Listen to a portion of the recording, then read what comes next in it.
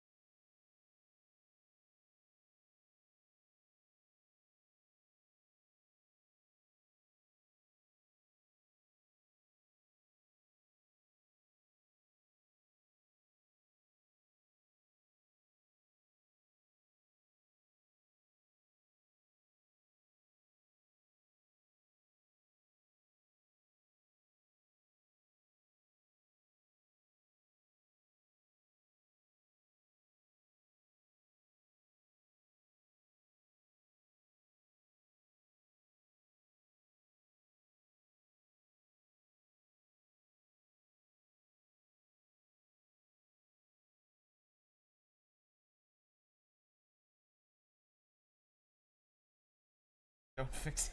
Welcome to Ironweeds, where we're fucking noobs at all things technology, There we especially go. streaming. Oh yeah. Yeah. There we go. All right. All right. How's our audio now? Are we dulcet? We're on a mad delay, so we'll probably find out in like 2 minutes if they can hear us. Isn't technology great? Yeah, I think. Made my life so much easier. Okay. Damn. It's. Oh, it's damn. I hope that means that it's damn good. Oh yeah. I got sunscreen in my eye, which has affected my day in a very serious way. Yeah, your whole central nervous system. And my left nostril is just like fucking Right. throwing a temper tantrum. So all I hear is my nasal voice. Sorry about that. Sorry you don't have the dulcet tones you're all used to. Well, So this version, this setup allows us to watch videos with other people. it's true. So that's going to be something we take advantage of. I guess I'm feeling like we have to start showing them videos, but we don't. There's no rules, right? So yeah, and there's no rush. Yeah, there's no rush. We've got a bunch of hours. Yeah, we're gonna go for as long as we feel like this it. This is a 48-hour long stream that we're doing. We're actually raising money for Planned Parenthood. No. We should be. Well, we probably should not. be. Yeah, we're not. But if you wanted to give money to Planned Parenthood, or actually probably the doula project. Yeah. Don't give it to Planned Parenthood. Yeah. There's plenty of probably independent abortion providers. Ask Ashley to get that list. Yeah, we should have got that list. Yeah, we should have got. But yeah, like there's plenty of people that. But when you donate, tell them you're donating because you like this podcast. That's what's really that important. Would be good. That's the real critical thing to be done in this hour. Yeah, Ironweeds. So I typically, listeners to the show, regular listeners will never hear this part, but because I can't edit this out, David, if you could do me a favor and get about 2.5 inches closer to your mic, I can't really do anything with this hat on. Well, then I'm really so glad that move. you're wearing it. Yeah. I'm Also, trying to the get a mic little is bit like closer. completely in front of you. Shut up! They That's don't- what's important. Okay. They don't need to see me. Well, then why the fuck aren't we just recording this? They need to see the hat. Oh, okay. That's true. They need That's to a good see point. the hat. Oh, man. So you guys want to hear a pretty fucking wild story? Oh yeah, we gotta tell this story. Yes, I do. All right. Please. So last night, David and I are driving home down Canal Street, past 4th, if that means anything for our Trojans out there. Yep. And For you non-Trojans, it's like a street. yeah, it's kind of like a street. And It's like most streets that are one yeah, lane each way. yeah.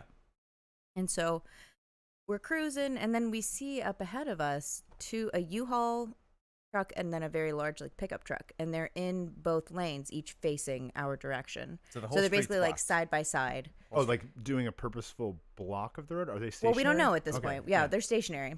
And so I'm like, I start to slow down, and then as we get like fairly close, I stop because it's very suspect. We're maybe like 20 or 30 yards away. And I put it in park, and I'm like, should we just like go? I was like, I'm just going to get out and like walk over and see if they need something or see if something happened. And so David's like, yeah, I'll go. So we both get out of the car.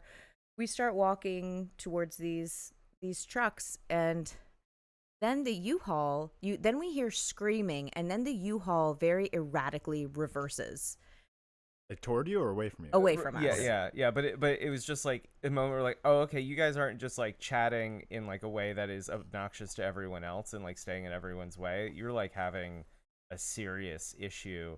I think as soon as we heard screaming, I said something like, "Oh, okay, that's what this is about," or like, "Oh, that's what's going on." So all we- right, Oh, that's what's up? That's what's up? Is that what's up? We instantly turn on a heel and start doing that like white person like fast walking, Yeah. where we're like, Yeah. I don't want to break out into a run because I don't want to startle anybody, but we definitely need to get the fuck out of here. It's So- like, it's like if there's a like the fire alarm is going off and you're like, it might be real Yeah. ish. Yeah. Right? Yeah. Yeah, Oh, you're just like, sometimes when I have to go to the bathroom really bad in the office, but I There don't you want to go. like sprint through the office. right. I do that. Yeah. Yeah.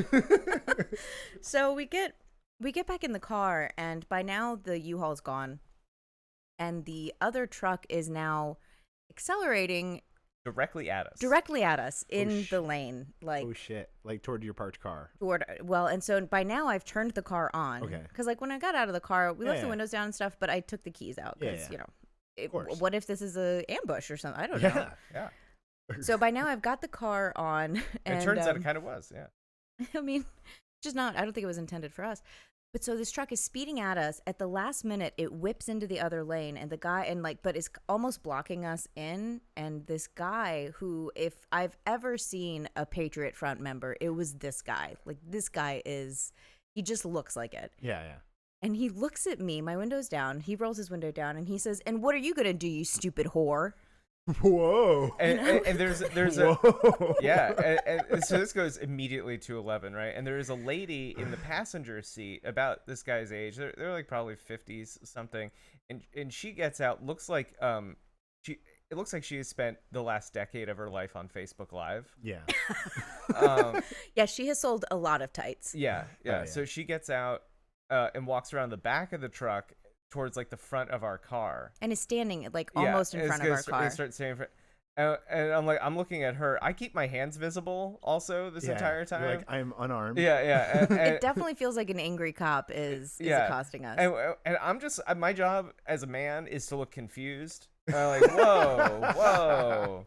He really Like- let me take the lead on Frankly, it. Yeah, puzzles. yeah, Which is nice. yeah. Because I'm a man, but I'm 'Cause also he's a a feminist, feminist. yeah. Like she doesn't need me to protect her. Hell yeah. Yeah, It's so- ally shit. Yeah, Which is good because yeah. And so I was like, I don't know. I think I might have said something like, I don't know what's going on, or something, or like, well, the we're not only like doing so when he anything. calls me a stupid whore, I I'm just like, look what at the him and hell is I'm that like, about? I'm like, dude, we thought somebody needed help. And as I hit the, like, you know how the automatic windows have like the click, that it just, so I hit that, and it's as the window's going up, I'm like, dude, we just thought somebody needed help. And so then I put the car in drive, and that's when the lady kind of backs off because I just put my car in drive. Yeah. But I'm not satisfied, so I roll the window back down and I go, you're fucking crazy. Yeah, and that's when the lady goes something like, they ain't got nothing to do with it. And he goes, they stole from us. And David and I are both just like, we don't care. We don't give a fuck. Yeah. We're just. Good luck with that. Yeah, bye. Yeah. And so then I sped away, and it was. Yeah, and they did rattling. not pursue, which there was still like a 50-50 shot of that. Of pursuant. Yeah. Pursual. So that is a wild story. Yeah. I'm glad that it ended in non-violence. But you know, the question that he posed to you, Brittany, I think that's, you know, now that the U.S. Supreme Court has allowed for concealed carry, maybe you should just keep that blicky on you. And when he asks you something like that, you're just like, America's fallen. America's fallen. Yeah, I mean, it was really like, I think it was the most scared for my life I've been in, I don't know, a good decade probably, because these people were just, and I don't know what he thought. Did he think that we were like in on it, like that we were like part of the heist? I have no idea. Because like I don't know if you saw the stature of the woman approaching you, buddy, but what was I gonna do about it? Nothing. No. Absolutely nothing. Offer assistance if necessary. Yeah, the car adds 5 inches the height. They say that. They say that. Oh goodness.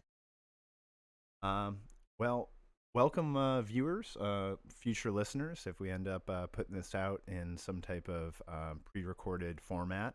And this is our 3rd year anniversary as a podcast, a podiversary, if you will. I will. And I just wanted to say thank you, both of you, and congratulations. Yeah. Pretty sterling body of work. Classic. We talked I'm mostly proud of it. Yeah. We talked about a lot of harrowing subjects. Yeah. Our opus is wide and diverse. They say that. They say that. That is so inappropriate. What? Yeah, our opus is wide. Like, as in, like, Mr. Holland's opus. It's just like your range of things that you've done, right? That's what that means? A girthy opus. Yeah. Yeah. Okay, well, now I feel uncomfortable. Sorry. It's because of the word grope. Because I made it weird, isn't it? Yeah, you made it I'm weird. sorry about that. You made that. it weird. Do we want to watch these highlights from the Republican governor of Arizona debate? Oh, God, do it. Yeah. Oh, these are incredible. These are just right. Yeah, it's just highlights. This was going around on Twitter. You've probably already seen it, but you haven't seen it while we were watching it live. Can we, before we do that, just for the viewing and listening audience, can we play a short clip of audio through the browser? And then we're on a bit of a delay, so wait a minute and let folks tell us if it's too loud, too quiet. Because otherwise, if we just start playing something, it might be like 2 minutes before we know that it's like too loud or. So I think we can do that, but we also have those little level indicators. So as long as the audio isn't like solidly in the yellow or red, it should be right about mixed with us. Okay. So we can also get the feedback. So right. Hit us up in the chat. All right. Sound off. Okay. It's also funny because Chris and I have control over the same mouse. So and I will never remember that, and so like I'm trying to do something while he does something. I'm just like fucking up his mouse game. Anyway, okay, here we go. They closed my business down. Full screen. Too quiet. I didn't listen. I kept it open. You didn't have to. It's too quiet. Is it boosted all the way in the browser? I'd actually like to ask everybody on this stage if they would agree we had a corrupt, stolen election. Raise your hand. Never happened. HB 2389. Hold on. Let her finish, please, Scott. Okay. God, they talk over me, and I'm Italian. That shouldn't happen. You know I'm what? Irish. Okay. Who gives you know a shit, what? bro? Why not get Like Joe high-tech Biden's people Irish? that are going to be on the machines that are Republicans? A Democrat, Republican, get supervisors, equal amount. That happens. We have parties looking over that's right. election results. They're doing it now. No, They're actually telling they have not. Hundreds, 200,000 minimum ballots were trafficked by mules. No, an honest election. May I finish? Mamma mia. I feel like I'm on an SNL skit here. This woman is Are we fucking gonna take control insufferable. of the debate? We then, are or do you want me taking to do it? no, Carrie. I don't want you to I'm try happy to do it. I know you would be happy to do it. Listen, I haven't been on a stage with this many women since I've been to a baby shower. It's been a while. I don't know how that's going to go over, Scott, but we'll let that hang. Let's talk about What? Do you think Republican voters want a candidate who doesn't even believe? What? Okay, so what kind of baby shower requires you to be on stage with women? Well, so some baby showers are very elaborate. Yeah. Like where they like rent out a whole space and they have and they'll have a stage and stuff. But it's like a made up holiday. Well, it's not a holiday. It's a party that you have for somebody who's about to bring new life into the world. Yeah, So I I don't mean, really know that it's made up. People, throw down for births. I mean, how many forests were burned down from fucking gender reveal parties? That's true. Yeah, at least 2. Yeah. They get lit. Yeah. So he's Literally. yeah. Why'd they bring him on stage? Obviously his looks. Because he's the moderator. No. This guy. Because he's running for governor. No, at the baby shower. Maybe he was the baby daddy. Who doesn't even Men, I don't know. Men at a baby shower. Maybe that's a little regressive. I don't know. Yeah, Sorry. but that's a very retrograde opinion. Yeah, no, I rescind it. It's kind of sus. Not gonna lie. Okay. All right. What's the rest of this? vote? I don't believe this primary has been fair. I can tell you that. Otherwise, I wouldn't have launched the lawsuit. Our campaign is a movement. We're going to show up and vote in droves. They're going to have to cheat even harder in order to try to win this. Your So campaign's a psyop. Paula, I feel like this is a please. spoof, honestly. Go ahead. Finish what you were saying, please. Oh, Is this a spoof, Ted? No, it's not. Finish what Are you're you saying. sure? Yes, I am. Wow, okay. I'm pro-life, from conception to death. And Is I this believe edited? No that exceptions for Yes. rape or incest? Okay. well, that's a gray area. No, we're only watching the The highlights. I imagine all of it is very normal. Yeah, all the other parts are totally cool. Yeah, I bet this lady who has killed someone over rumors that they stole her sauce recipe just says normal stuff most of the time. Area. I don't know. That's a personal decision for a person. So Why can't pause we- it. Yeah. Recall, the question was, do you believe in exceptions for abortion in the cases of rape and incest? And she says that's a personal decision.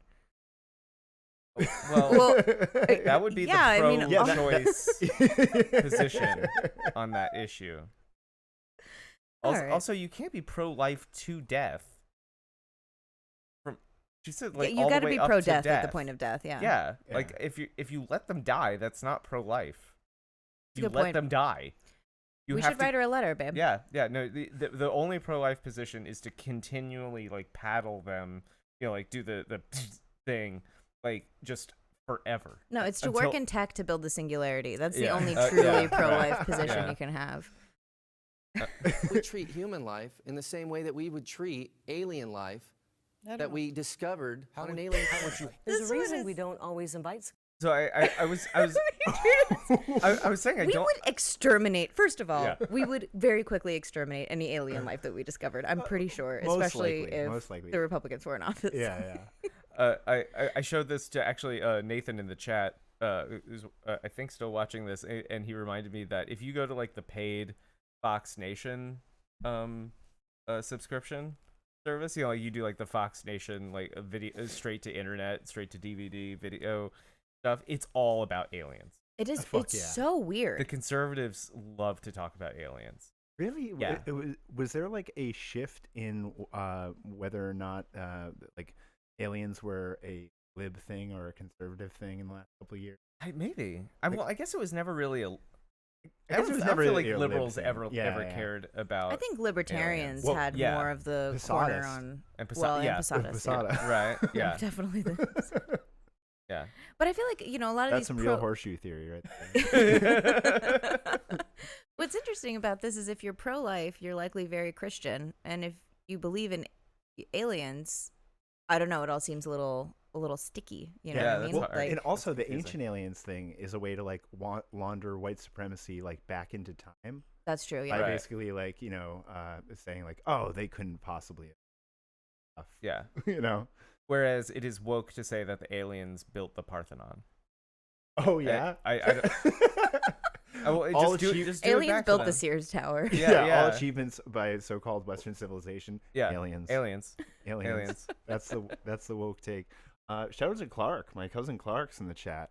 A big fan of the pod. What's always up, Clark? Tells us what made him laugh that week. Yeah, and Is he in Massachusetts? Is he ass rips for Jesus? Because that's a very good username. C money. Oh, okay. But yeah, no, Clark. Who here is a fan of Cumtown?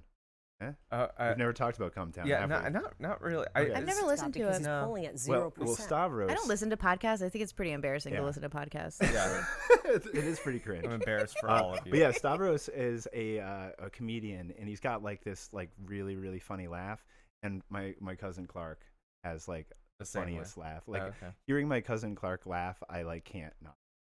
Like it is just like an immediate trigger. Yeah. My grandpa had a funny laugh. It was mostly like. Oh, he did. Yeah, that is exactly his laugh. Yeah, that's cool. All right, let's finish this up. Yes. No, 1%. And this is what happens but the polls lie. We missed that. Where they're like, that's why you're polling at 0%. Here, let's rewind it a little bit. He said, and he corrects them. Polls lie. Yeah. Because he's polling at 0%. No, 1%. And this is what happens but the polls lie. Scott, please. And no, you can't respond to a closing statement. The only kind of drag I've ever dressed in is a business suit or construction work clothes. And I was faking it both times. What I should be wearing is a onesie, an adult onesie covered in rubber duckies. Yeah. Hell yeah. Yeah. I mean, like, good on this guy for actually understanding that all like uniforms are drag in a way. Exactly. No, this is actually a very all gender is performative. Yeah. No, this guy's third eye is open. I've never aspired to be Elvis Presley. Okay, yeah, and then he pointed up, so I guess that's also an alien thing. All right, that's it. That's it. I hope he wins. I mean, 1%. He's the underdog in this race. They and as my you know, business down. But to you know be what? a progressive, I you didn't always listen. have to vote for the underdog, right? No matter what. Speaking of voting. Oh God. We don't actually have to talk about this, Chris. I cut you off. I just No. That's fine. I was done. Oh man. Man, I feel high having watched that, even though I'm not high yet. I definitely feel dumber. Yeah, that's the same thing. Which is really the goal of getting high, pretty much always, isn't it? It's like, I feel too smart right now. Her campaign's a psyop. That was I want to know. I need to know the circumstances that led him to say that. Like, what is it about her campaign that makes it a psyop? It's probably that she's beating him. I imagine. Probably what makes it. Why? Why was my first thought when he said that she's like with a rubber hose? Like, I mean, that could be it too. Could be it too. Yeah, he looks like he might be into that. He could be, especially while you're wearing like an alien mask and like your dad's rumpled suit. Yeah, and you're playing Elvis music. Yeah. All right. Yeah. So local news, the FBI. So Troy Crazy, am I right? Yeah. So a while ago, Kim Ash McPherson, or what was her name? Kim Fash McPherson. Thank you.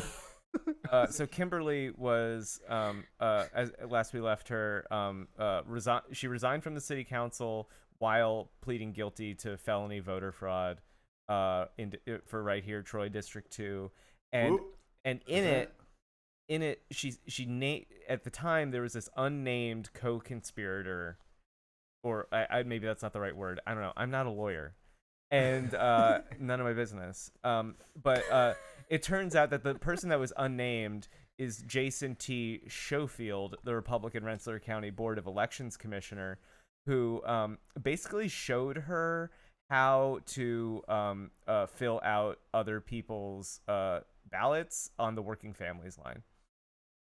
Now, correct me if I'm wrong, but the elections commissioner, your job is to make sure that this does not happen, right? Yes. That's your job. That is pretty much your only job.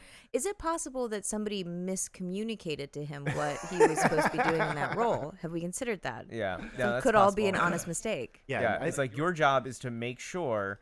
And then he like sneezed and he didn't hear the word "not." That's good faith. Like it takes a strong person to assume good intent. Yeah, Thank you. That's powerful. Yeah, no, I know. I'm pretty great. Yeah. Let's see. What they've been recently subpoenaed to testify before a federal grand jury in Albany. Well, first of all, what about our independence? I don't feel like being judged by Albany.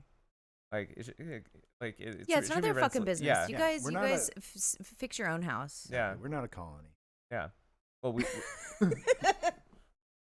except for this guy with last name starts with R. Well, the actions of Schofield 42 surfaced in the recent case involving Kimberly Ash McPherson, right? And she resigned a day after. We covered that. Let's see. Yeah, he was listed as individual 3. Very mysterious. Yeah, that should be that's a good Twitter handle. Yeah. Yeah. Obtain absentee an ballot MC through an name. online portal. Yes, that's a good point. Using the name and date of birth of a voter without lawful authority. Yeah, so he helped her do that. And who knows, like, how many different races she helped do that. Like, all of them together helped do that because the Republicans took over, as we've said multiple times, the working families and Green Party lines all across this county. Democrats too. Oh yeah. Well, Yep. sure, yeah. Yep. Justice for Ernest Everett, wherever you are. You were a patsy. Yeah. He was a psyop. Yes, that there is a election psyop right there. Yeah. So listeners who don't know about that, Ernest Everett was put up by the sitting mayor to run in the mayor race to split the Black Democrat vote away from his rival Rodney Wiltshire, who later the next mayoral election challenged current mayor Patrick Madden on the Republican line, the independent line. Yeah. But the Republicans backed him. Yep. And tried their best to get their candidate to drop out, Tom Real, and that's why we have the McLaughlin tapes. Yeah, the McLaughlin tapes. Yeah, the Boss Baby soundboard. Unfortunately, I don't have my soundboard with me right now, but I was this close to getting it set up last night. Yeah. Oh, you know what? I bet I can I fuck around and pull it. Yeah, pull that shit together. Yeah. Oh, and this was we also covered when. Oh man, this is just a walk down memory lane. FBI agents seized the mobile phones of the county operations director, Chris, and Jim Gordon, the county's director of purchasing. And they're both best buds with Boss Baby Steve, who runs this town. He's the boss. So yeah, this is a great time. It's a great time to be alive. Very excited. We've taken full fucking body shots, head shots, everything else. You, nothing.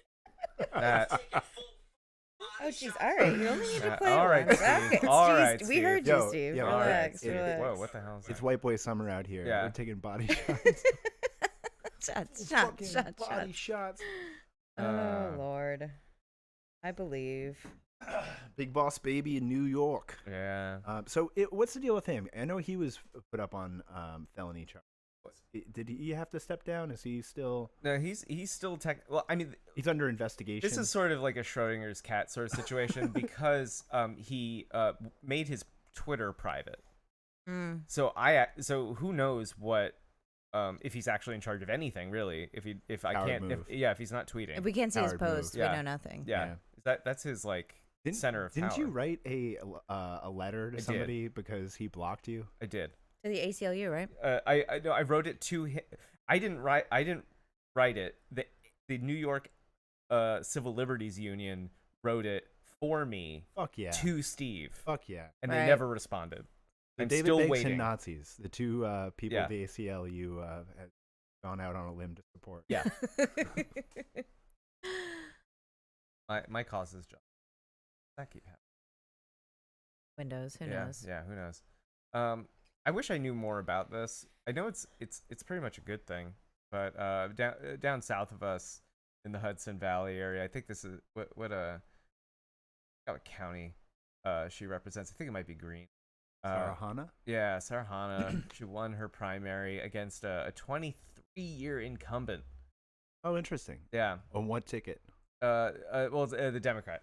Okay. Yeah. No, she's a DSA.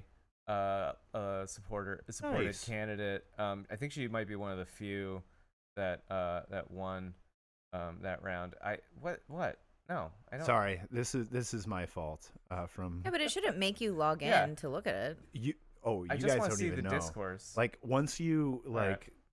nuke that. your account, you can't see shit anymore. Yeah. Well, Like I can't don't- see replies. I can't see That anything. doesn't make any sense because I use it on my iPad not logged in all the time. Oh yeah. Oh yeah. Huh. Maybe you got like some like super feature Maybe. get kicked out. Yeah, I don't know. Huh. All right. Well, hopefully we can see all these videos that we've queued up because Yeah. David and I, I think doing I- research for this was us sitting next to each other on the couch looking at Twitter independently for an hour. I Yeah. think you can. The issue is if you scroll more than like 5 or 6 lines, then it goes. No scrolling, David. Yeah. Keep this in Do not mind. Scroll. All right. Do not not scroll. scroll. So, real quick, Do not scroll. before we watch this, because Yeah. we had listened to this a little bit. What's the topic being discussed right now? Climate change. Okay. All right. So this is VP Kamala Harris. Wait, David and I have been rewatching the last season of Westworld in anticipation of the new season that's I should have started done to come that. out. I watched the most recent episode. I had no fucking. I still don't I know had what the completely hell's going on this entire like show. just memory hold the second half of the last season, so Yeah. I'm glad that we rewatched it. But you know how like when this is in the previous season, but like when all the hosts start kind of like glitching out and like Yep. saying this is okay. So that I just wanted to say that Okay. before we watch this. All right. Yeah. Which is why we will work together and continue to work together. These issues, to tackle these challenges, and to work together as we continue to work, operating from the new norms, rules, and agreements that we will convene to work together on to galvanize global action. With that, I thank you all. This is a matter of urgent priority for all of us, and I know we will work on this together. That is especially Next president of the United States. Next Yeah. president. Yeah. And I just have to absolutely say, gonna work. I think that this really says something. I think it's appropriate for the occasion because as we move forward on this podcast together, I know that it's a huge priority for all of us. And I look forward to working together with the both of you to work on this podcast together, to continue galvanizing our work on it together so that we can continue to prioritize it according to the new recording norms and standards that we set together in our work on this podcast together. I couldn't agree more. Wow. Man, you like memorize that entire thing. It's because it's the same 6 words over and over. 6 words over and over again. Yeah, that makes sense. Yeah. She tweeted, you have the power to elect leaders who will fight for reproductive rights. You're like, damn, I thought we did. Are you saying that we should have elected somebody else? Like, Yeah, is right. that the point that you're making? It's like, do we actually have that power? It doesn't Like, feel like it. It doesn't feel I'm like pretty it. sure I would have done that if I had the choice. This is man. So like as so many people on Twitter remind me, the Democrats, they've got like Danny Glover and too old for this shit. and all these celebrities, right? Susan They Sarandon. got Susan. Well, no, they, yeah, or No, we sniped her. Yeah. Yeah, we have like Taylor Swift. We have the Winklevoss Beyonce. twins. We have Jay-Z. Beyonce, right? The yeah. Winklevoss twins, Yeah. really? I Yeah. didn't even know. Yeah. We got a ton of billionaires. Yeah. Yeah. And so like why with all this creative talent, why does Kamala Harris sound like a bad haiku? Like what? Like, it's like I know I have this problem where like if I'm speaking publicly and I look down at my notes, I like lose track of where I am. Yeah, It's hard to keep track. Very human. I feel like once I go to the notes, I gotta stick to. I Yeah. can't switch. Yeah. And maybe that's the problem that she's having right now. But like, I don't get, this is like the billionth time she's done this. And I don't understand why we can't like lock her in a room for a month and like train her to talk better. Like, well, Yeah. I wonder if her notes are just like speak for 30 seconds. yeah, right. Yeah. She's like, work okay. together 30 seconds. Yeah.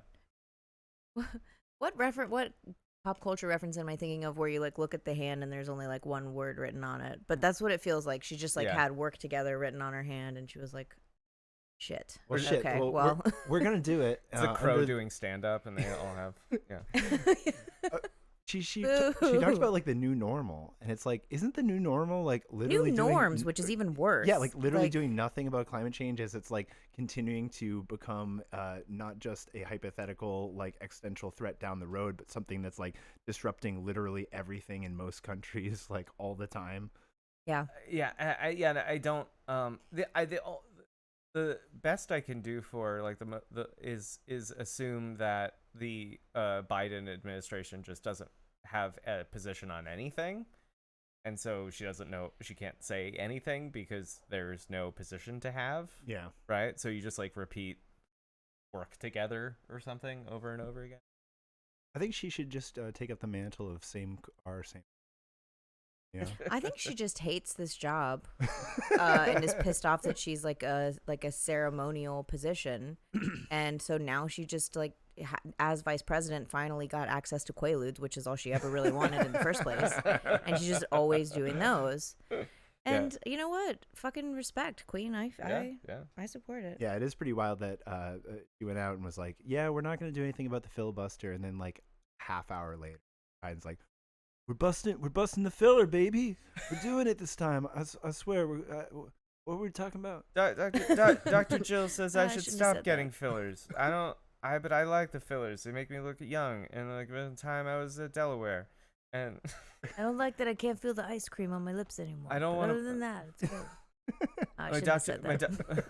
My doctor tells me my fillers shouldn't bust. That if they do, I'll be very very sick. All right. Well, what else we got? What else we got? This is old, but it's still funny. Is that all the people that were behind that Terra Luna crash? A lot of them are in South Korea, and you don't get to leave South Korea when you fuck up the fake economy. Because like they're like the South Korean economy is like exports of mobile phones, right? And like Hyundai, it's like Hyundai, Samsung, LG, right? All these big Korean firms, and then like K-pop and like weird financial products. Like that's the South Korean economy, and so like they know how to handle it when someone like tanks their own fake product, and that is don't let them on an airplane. So this has struck me the other day. Wasn't there like something one of the largest heists of all time for the Bitcoin stuff? Wasn't it like purported to be done by North Korea? I hope so. I don't know. I think that's a thing, and if so, that's cool. North Korea's probably just going to put it into more nukes instead of like COVID tests or anything like that. But if the DPRK allows a little bit quality of life increase at the expense of some crypto shitheads, I think that's a win. Yeah, I mean, that's the thing. That's the thing is like Western press is only going to talk about the nukes. Like there's never like like danger. Like North Korea fed all of its children today. Like like that's like I mean I don't know if they've done that. Maybe they have. Maybe they haven't. Well, we'll never know for sure. That might lead to a domino effect. Yeah, and that actually. Yeah. I think we can all agree on that. It also looks like is Howard Stern going to be Dr. Doom? Like who is what the fuck is that? What is this ad? Oh, nice. Squoops in the chat says I just learned that the word for one coin being tied to another is pegged. Oh, yes. man. Yes, yeah. The pegging. Yes. No, I remember it's tough. when we talked about stable coins, I said my favorite thing is that you get to say pegging over and over again. We made a lot of pegging jokes in that episode for sure. And depegged, you get depegged. Yeah. Which is when your peg no longer holds where it should be. I'm just saying, look, folks, if your stable coin ain't pegging anymore, it's time to get out. It's time to leave. Damn. Yeah, you can get stable coin pegging different. Yeah. You can get algorithmically pegged to the value of the US dollar, or you can be fiat pegged. Nice. Now I can. I'm just thinking about King of the Hill. Oh man, I watched a really of King of the Hill. Yeah. Bobby befriends a raccoon, and he's like, I'm gonna call you Masky. Bobby Hill is so precious. I can do it better. Bandit. Yeah, no, he is precious. Yeah, if you haven't watched King of the Hill lately, it's worth a rewatch, like all the way through. It is a balm on the sores that this era has put on me. It is a very sweet show, given the you would think the source material. You would think like Texans living in the suburb with like a kind of standard patriarchal family would be very regressive, but it is actually very sweet. And so somebody tweeted that got shared to the message board I was on, saying that 4chan, wasn't it? Chris is an avid 4chan user. But yeah, they're saying like, if King of the Hill was being made today, there'd be an episode where Hank starts out a transphobe and then beats up J.K. Rowling. And oh my God, that is very true. Yes. Oh, I would love to see King of the Hill applied to like the politics of today. I bet it would be. No, you don't think it would be good? I don't know. I don't know. What? We have like Bob's Burgers and stuff. I think they could do a very wholesome job of it. Yeah. Okay, so if King of the Hill were around today, who would do I look like I know what a crypto coin is? What would Hank Hill's like? What kind of political candidate vote for? Well, he loved George Bush, right? And he came around on Bill Clinton. So I feel like he probably would have liked maybe a Tom Steyer, or I think, I don't know. I mean, I like to think that he wouldn't like Ted Cruz, but that might just be me, like, kind of, projecting, giving him the benefit of the doubt. No, I think he would find... He might be a debato. He would find Cruz to be, like, too cosmopolitan. Could be, yeah. Yeah. I think he'd probably just be done with politics. I think he would be very... He might be trying to draft Hunter Biden for being really good with propane. Right. Ukrainian propane. Okay. Boop, boop, boop, boop, boop. Breaking news. According to Wabakajo, they are remaking King of the Hill. Oh, fuck yeah. Wow. My God. They're going to fuck it up. It's going to suck. I hope they don't change anything about the animation or the resolution. Right, yeah. I hope it looks exactly the same as it. It looked great. Oh, I mean, like, but like there's a sort of King of the Hill returning soft inness to the cartoons back then. Like now everything's like done on computers and shit. Like I don't even think this was done with computers.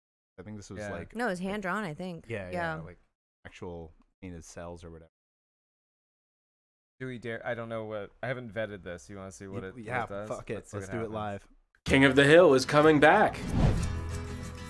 Okay. Hey everybody, I'm Adam Martinetti, and if you grow with charcoal, you politely yet firmly to leave. The Hollywood Reporter has announced that King of the Hill will be returning 12 years after its final episode aired, with series creators Greg Daniels and Mike Judge returning to oversee things. I appreciate that. Ooh. I appreciate that this is a video that reads the article that it is embedded in to me, and like shows me a picture of this article without the video. Like oh man, we're just in a post-literate. The series originally aired from 1997 until 2010. No details were given about plot or production details, and this also follows news of the revival of Judge's other series, Beavis and Butthead. Beavis and Butthead was Judge's MTV series that launched him into the mainstream and was used as the inspiration for King of the Hill. All seasons of King of the Hill are currently available to stream on Hulu. I'm Adam Martinetti, and don't forget to head over to Collider.com for your movie news, trailers, and reviews. Thanks for watching. Do not do that. We'll catch you. Yeah, don't do it if you want to. Stay here. We did not mean to give you that advertisement. We love Sorry. you. We love you. He doesn't love you. Adam doesn't know you. We only know you. Yeah, Mike Judge is a national treasure. Yes. We need to uphold Judge thought. Yeah. Yeah. I guess I would rather him try something new instead of reheating two old things that he's done, but also, like it's very of the era. But yeah, I'm kind of tired of that. Like, why can't we have anything new? Everything is recycled, and I'll tell you why. Here we go. Star Trek: Strange New Worlds is, in my opinion, the best Star Trek that's been created in the last 30 years. It is really good. In what way I haven't watched it. Is it a remake of an older era, or it is? So it goes back to pre-Kirk. So it's set in roughly the same time as Discovery, which is another recent new series, and I liked Discovery. But Strange New Worlds, just I don't know. It's fun. It's like antics. It's very like sweet and wholesome. I fucking love it. And so I don't really mind recycled old shit. Like a lot of the new shit that we make is just not very good. It would be interesting to see a Star Trek where it's very tall. They begin the space communism, like the post-scarcity, like seeing the going from a scarcity economy to a post-scarcity economy. That story arc, that would be interesting. We tried that. It was called Enterprise. It was called Enterprise, and it fucking sucked. Yeah. But that's mostly because that was just it was badly written and badly acted. Yeah. And and then 9/11 happened like after the first season, and it was like, Honey, why are you stroking Captain Pike's hair with the cursor? Because it's so big. You're gonna make it bigger. But okay. But real quick, the point that we were making is that Star Trek moving past 9/11, it was hard. There was a lot of growing pain. But it's so fun. Look at this. Look at that. That was a commercial for the trailer you're about to watch. Right, they're arguing, and then he just shows up in the middle, and he's like, "Did I do something?" Hi. Sorry to interrupt. Adorable. He's so cute. And then, Captain Pike is the best. And it's also the hottest Trek cast that has ever existed. Everyone is smoking. It's just a constant smoke show. This is your captain? Hell yeah. I'm gonna watch this shit. Yeah. Do they have the loud to chart the stars? Of the, engines behind every single scene? Push the boundaries of what is known. I don't think they do as much of that, Because that was the one thing that made it so I couldn't watch the show. I'm standing on the surface of a comet. I have an association with white noise like that. Yeah. These people, this crew, I believe we can do anything. You wanted to seek out new life. Go where the aliens are. Your presence is blasphemy. Let's talk about this. Find some I think that went well. I like the music. It's very strong. That seems logical. They've done a lot of things that were there was a lot of maybe good we don't touch anything else. All the new Treks have just a suggestion. Some good stuff to All them, future hangs in the balance. No one can know the future. One can only follow one's instincts. The best of Starfleet. Our ability to work together, that's our greatest strength. Okay, can we either pause it or turn the volume down so we can talk about it a little bit? Because we're getting Let's show them what you got. We're getting some good points in the chat. And we can't be heard because the video's too loud. Okay. Okay, so they kind of do that in Deep Space Nine with the Gabriel Bell riots episodes. Yep. Yeah, I agree. Deep Space Nine, probably the best politics of any Trek. Oh yeah. Yeah. Let's see here. Squoops asks, as someone who never watched any Trek, do I start here or start elsewhere? I think. Ooh. I mean, I generally say start with season 3 of Next Generation. Yeah. See how that tickles your fancy. If you're into it, cool. If not, switch over to DS9. Season 2. Don't even fuck around with season 1. Season 1 of every Star Trek, except for Strange New Worlds, is dog shit. I really like season 1 of Lower Decks. But then again, that was sort of my intro to the whole thing. So if you like Rick and Morty, you're gonna like Lower Decks. Because it's basically Rick and Morty, but Star Trek. Yeah. Though you're going to miss like 40% of the jokes. Yeah, it's making references over and over and over and over and over again. Well, so you're not even getting that's those. Just Easter eggs for when you go into that's those. True. Those eps. Yeah. Yeah, I think Next Gen and DS9 are, especially if you're kind of looking for like political commentary, those are the two best. Voyager's all right. David loves it. I think it's okay. Never forget. But Strange New Worlds, I think, stands on its own. Like, if you're just not interested in delving into the whole universe and you just want to watch, like, a fun show with, like, hot, good actors, you don't need any, as best I can tell. Yeah. It's hard for me to say because I've watched, like, all of Star Trek, but I don't think that you need any background info to watch it. And it is just, it's fun. On the list. Discovery was great, but it's got, like, a lot of, like, trauma and like my identity and like working through my trauma and my identity, and like that's good, but it's exhausting and it's not. Plus, in the future, they have a fix for that. Right. Yeah. We should have There's been able to figure that one out by and now. then like, oh, I know who I am and I'm okay with it. Right. Yeah. You Yeah. just like the tricorder just scans you up and down. It's yeah. like, It's like you need to do yoga. you Like, need talk "Oh, therapy. damn." You're Yeah, non-binary. right, Yeah. Yeah. And so in this one, this is God. a Voyager episode. I need more wine. I'm gonna be back. I'm scared of how much I love wine.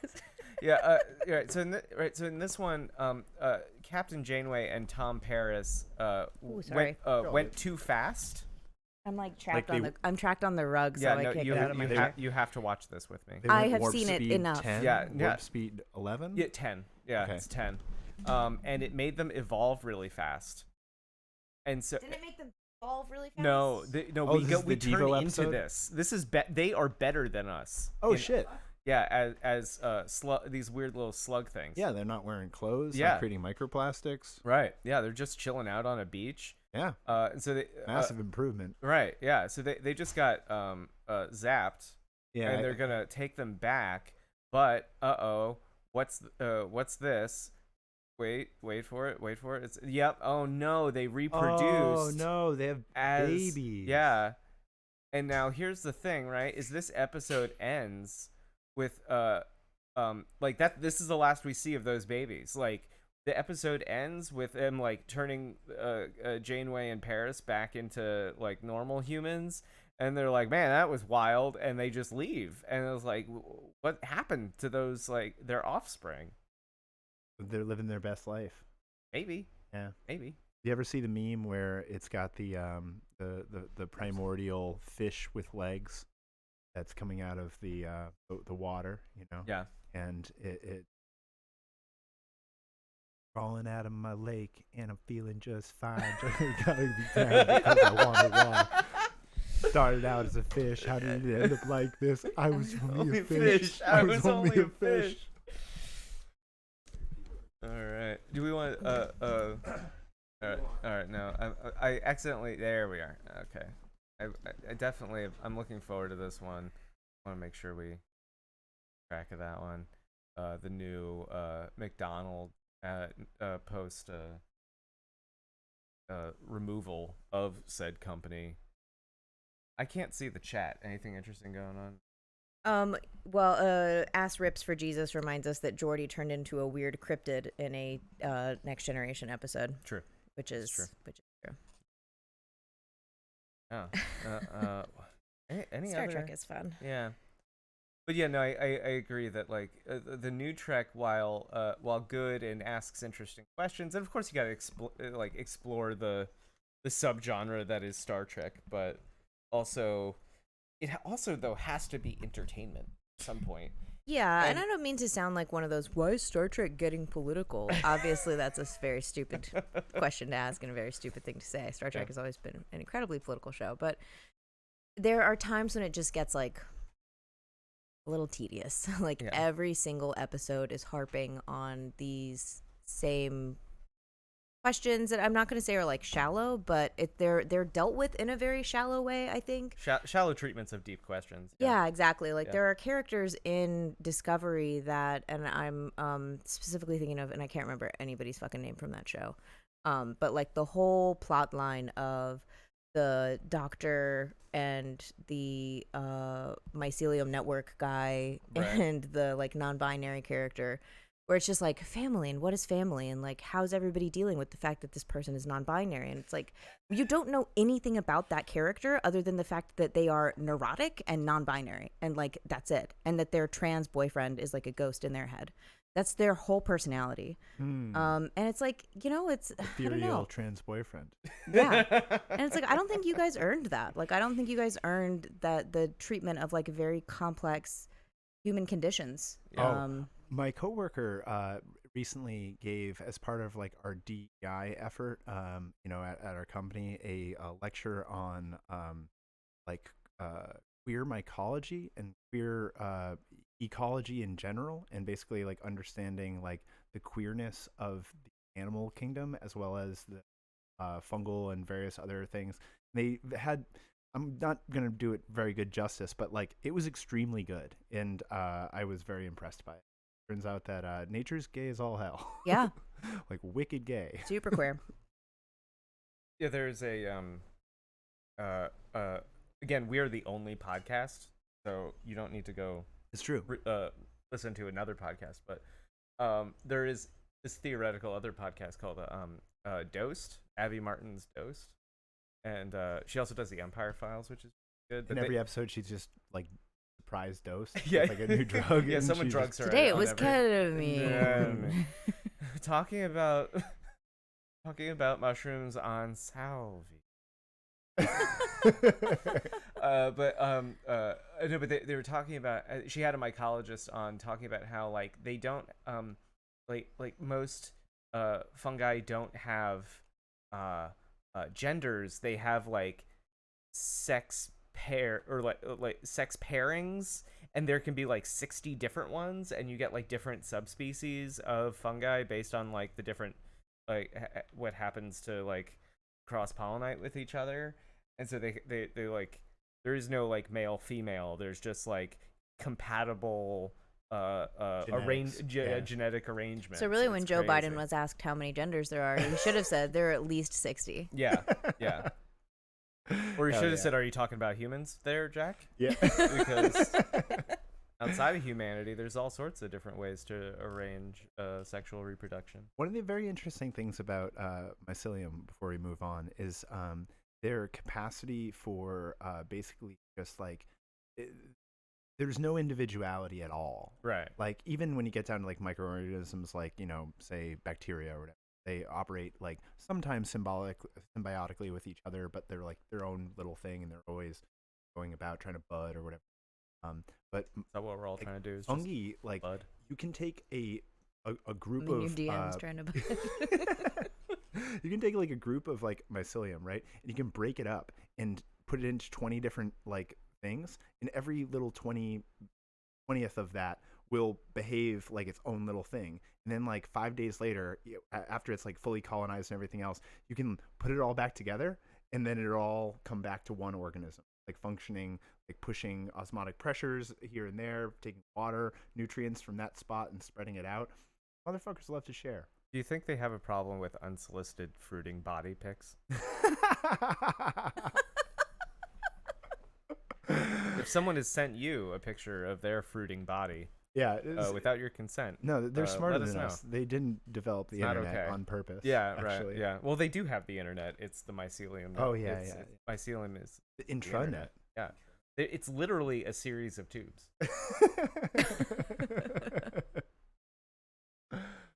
True.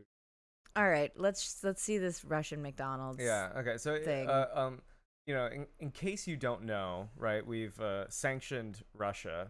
I don't know if anyone doesn't know that, but while this podcast has sanctioned. Russia. We got a BDS movement. Yeah. But just for Russia. Yeah. On this podcast. Yeah, and we have caused McDonald's basically to pull back. I wrote so many letters. Yeah.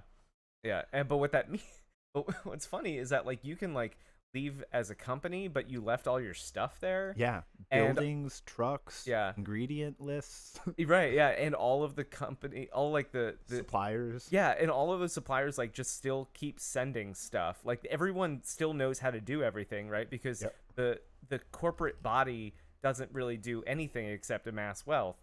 So like everyone else is still there, basically still making the company. They just renamed it. So we're going to take a look at what's happening. Great people, it's Zangief, your Russian mate from Russia. Right now I am in Moscow next to Tverskaya subway station, in the place where there is always a lot of life. There is a Moscow Jazz Festival and as well some other people playing music right there. But today we are here just for one reason, to see the new McDonald's 2.0 Russian version.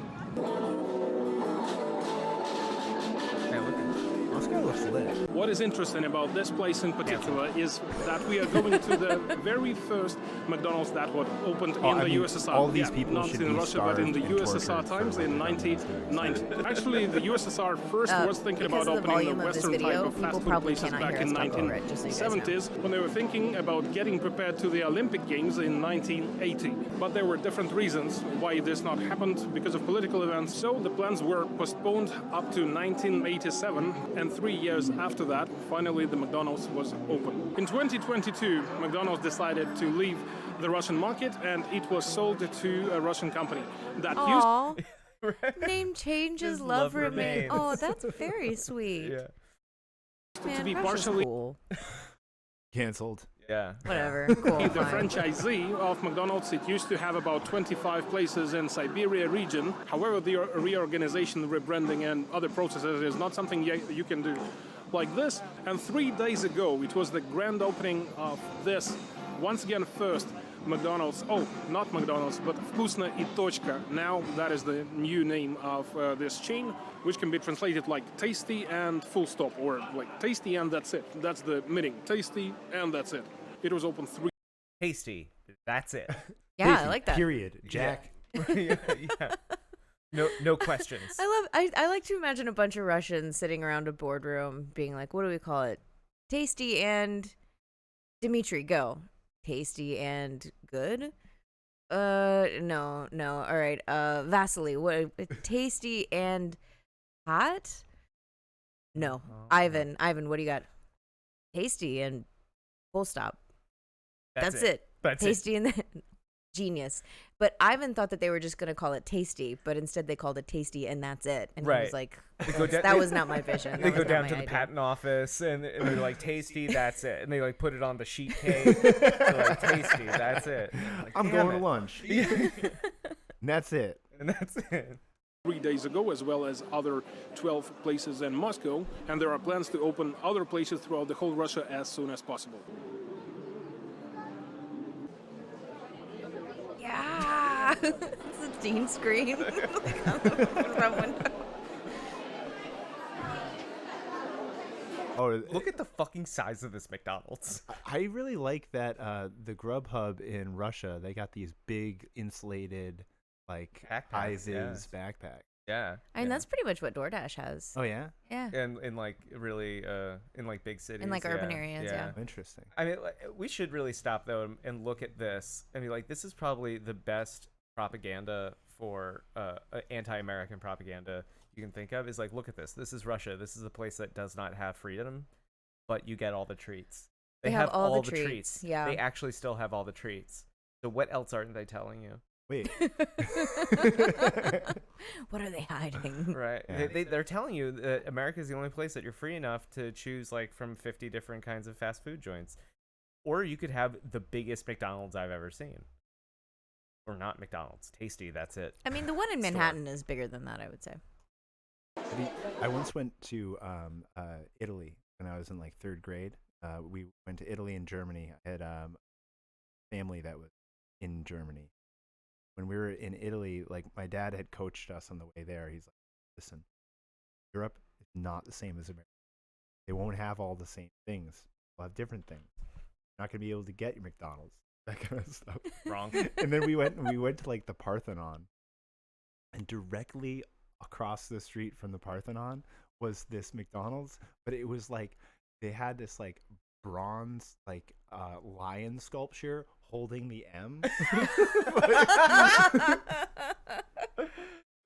That is different. Wow, as you may see, it is really crowded inside, and I'm just trying to think what to film right now so that not to make other people feel uncomfortable, because everybody wants to make an order, everybody wants to be quick. So I guess I will double check whether the menu right there is the same as on the official website, and of course taste some probably outside of the main building, because once again, a lot of people. No masks. No masks.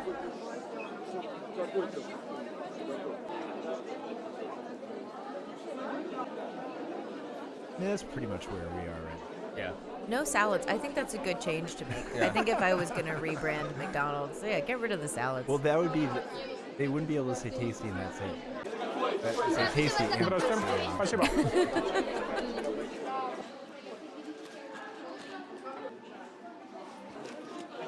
Doesn't that look like a hotel chain?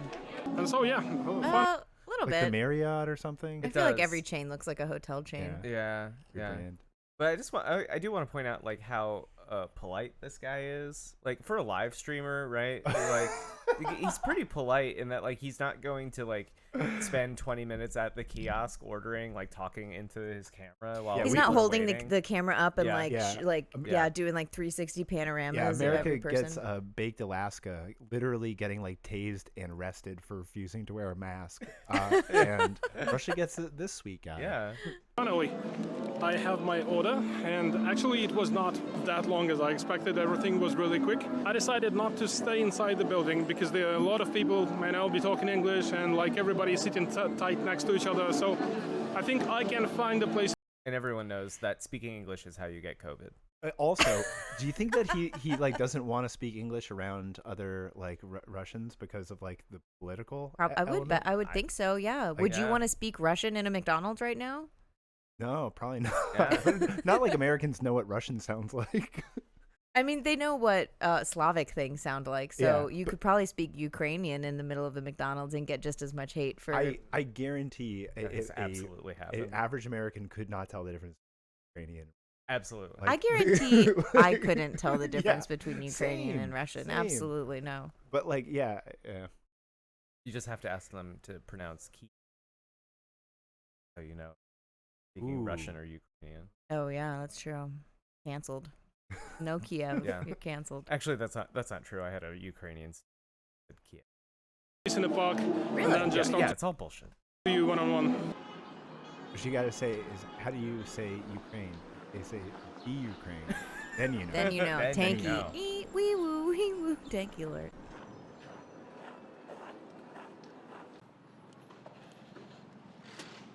So yeah, eventually I am at the bench, but not a big problem. Let's finally try what we have here. I opened it like this so that you would see everything that I have here today. And yes, this is exactly what I thought of. So basically it's just a Heinz sauce, but what is specific about McDonald's that used to have it is that they put a label. There we go. Yeah, Nice. Heinz is still operating. Yeah, and they scratch out the McDonald's. You can see it on the left. They took a marker and they scratched out the McDonald's arch. So John Kerry has a lot to answer for. Yes. Based on this. Yes. Yeah, that's what I'm seeing. I thought the exact same thing, Chris. Yeah.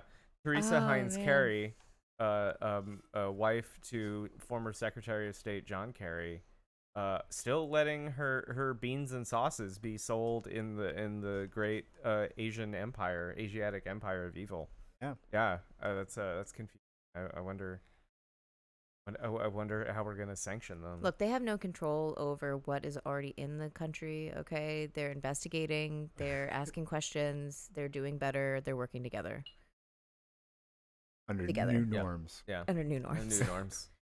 Of McDonald's right here, and you may see that now this logo is covered with a black highlighter, which is understandable. A black highlighter?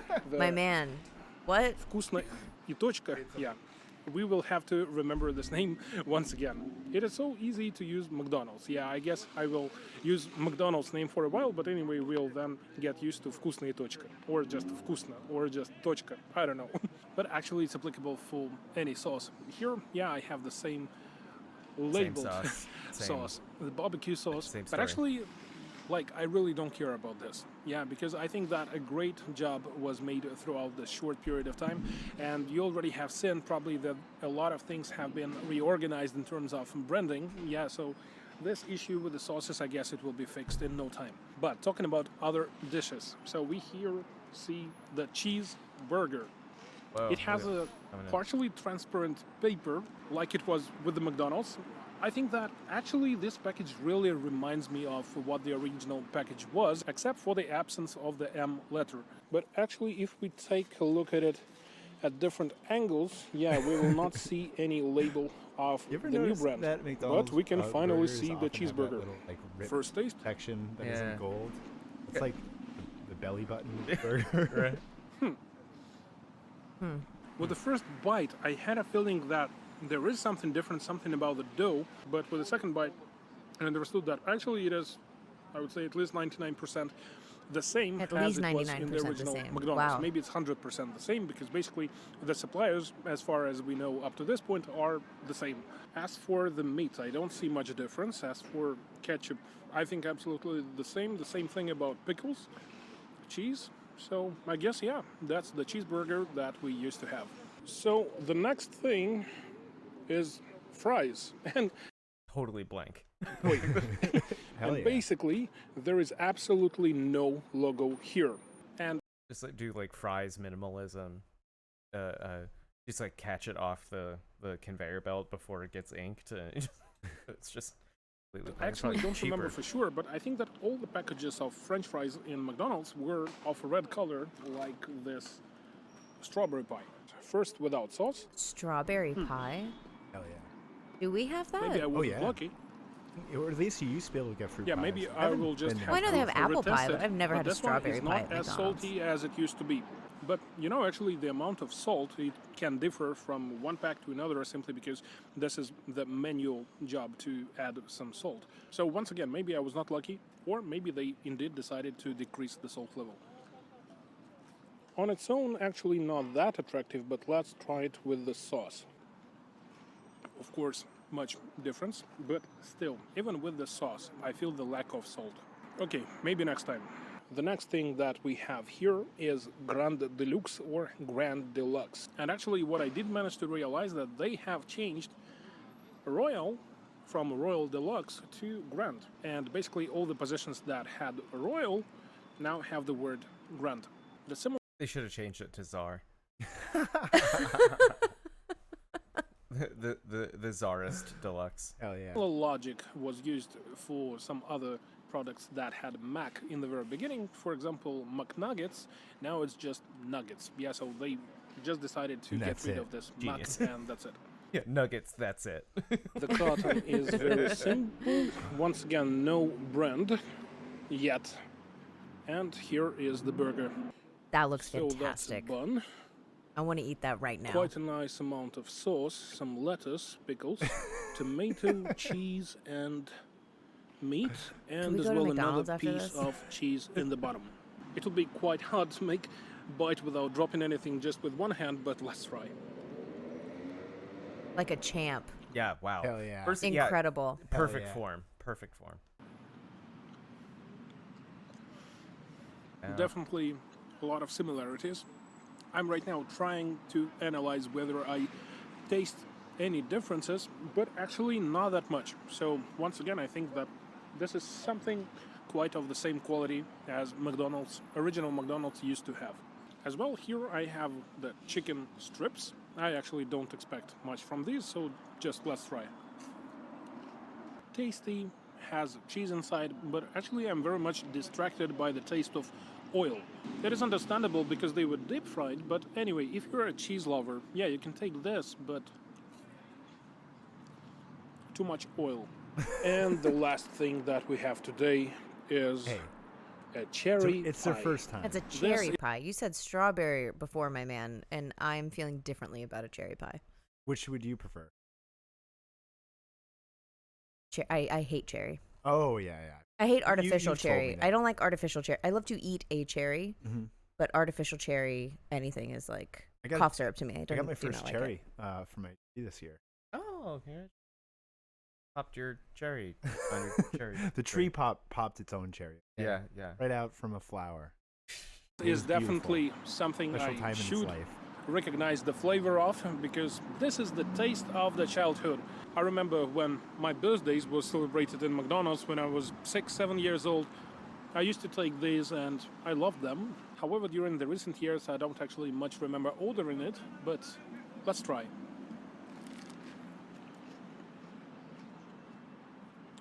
Yeah. Thankfully, exactly what I expected, so there is a very good amount of cherry sauce inside it.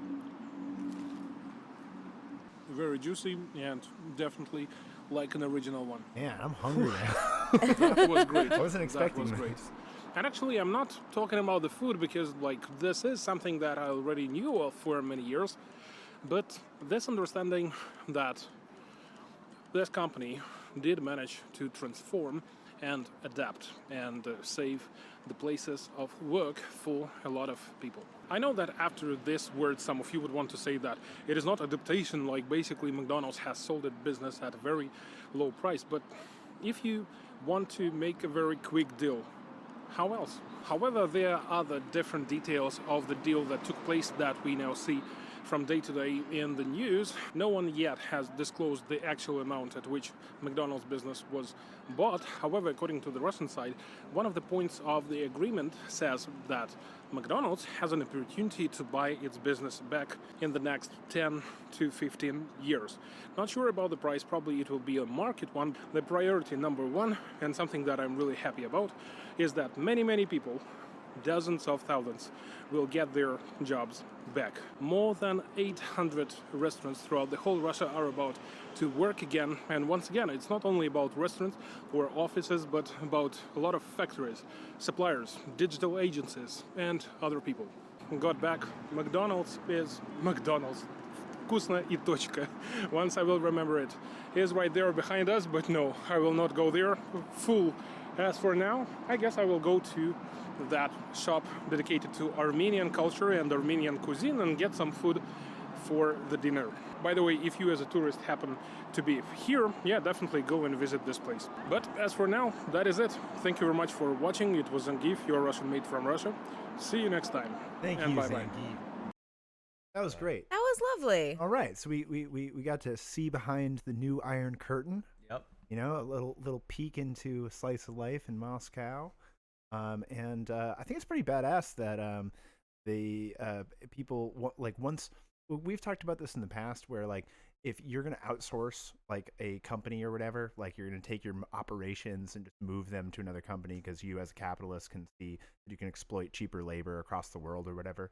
The idea of the right of first refusal to the workers and like the local community that company has like enabled to have a way of life would be a good thing, and like would allow for you know, like people like globalization not have such a horrible impact on like livelihoods, very caught up in the corporate like working environments. And so the idea that this happened with McDonald's pretty successfully is like, I think on the whole, really good. I mean, you know, like I'm not a huge McDonald's fan. Got like issues with their the way that they treat animals and blah blah blah. But, I'm a slut for McDonald's. But I think it's I love McDonald's. I think it's a really good thing that like, you know, people can be able to just keep things going by way of like, I guess, buying them out. Do you know if like the Russian state bought them out, like, or if it was, you know, just a like a co-op of all of the various like distributors and or like. It was probably their largest franchise owners, and probably some oligarchic. A similar thing happened with, I think, Juicy Lucy's in the South, which was Checkers did something with their franchising agreements that caused a few Checkers franchisors in South Florida, Central and South Florida, to basically like say, okay, well, we're not Checkers anymore. We're now called Juicy Lucy's.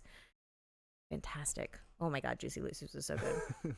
But yeah, I mean, you know, the way that these corporate entities work is that like everything is franchised out. And so you become like a owner of the building and everything in it. And you know, run the business. You just use the brand. Yeah. So I would think that is probably how it happened. Yeah. I doubt it's a workers co-op. I mean, it's not like modern day Russia is a workers paradise. So yeah, that's true. Yeah, but what this shows me is two things. One is that you can completely decapitate the leadership of a company and nothing changes. Everyone can still do their job just fine. It just doesn't fucking matter. Then they don't do anything that helps like the work. They literally just extract for the use of your sigils. Yeah. And then the second thing is that this, like, everything that America's doing for sanctions only redoubles like nationalism everywhere else. Oh, yeah. In Russia, in Ukraine, in the United States, in all these European nations that are soon going to start like in the fall experiencing really bad like energy shortages. Yeah. It's going to get real bad. Yeah, it's going to get really rough.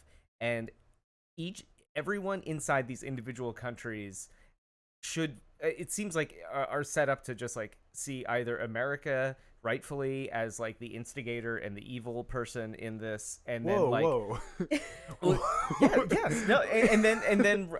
then like Russia, and then like Russians would understandably also like see America as like, no, as like pulling back and like, we got this, we're Russians, and like of course like they shouldn't have invaded Ukraine, right, like that's terrible, that's a war crime, right, but they will instigators in an invasion, but they unilateral will of a sovereign nation. But they will very understandably like start thinking like, oh okay, yeah, we didn't need the United States for their cool like food and culture and brands, like we can do it for the high cuisinal art of chicken tendies, chicken nuggies, really, not even tendies.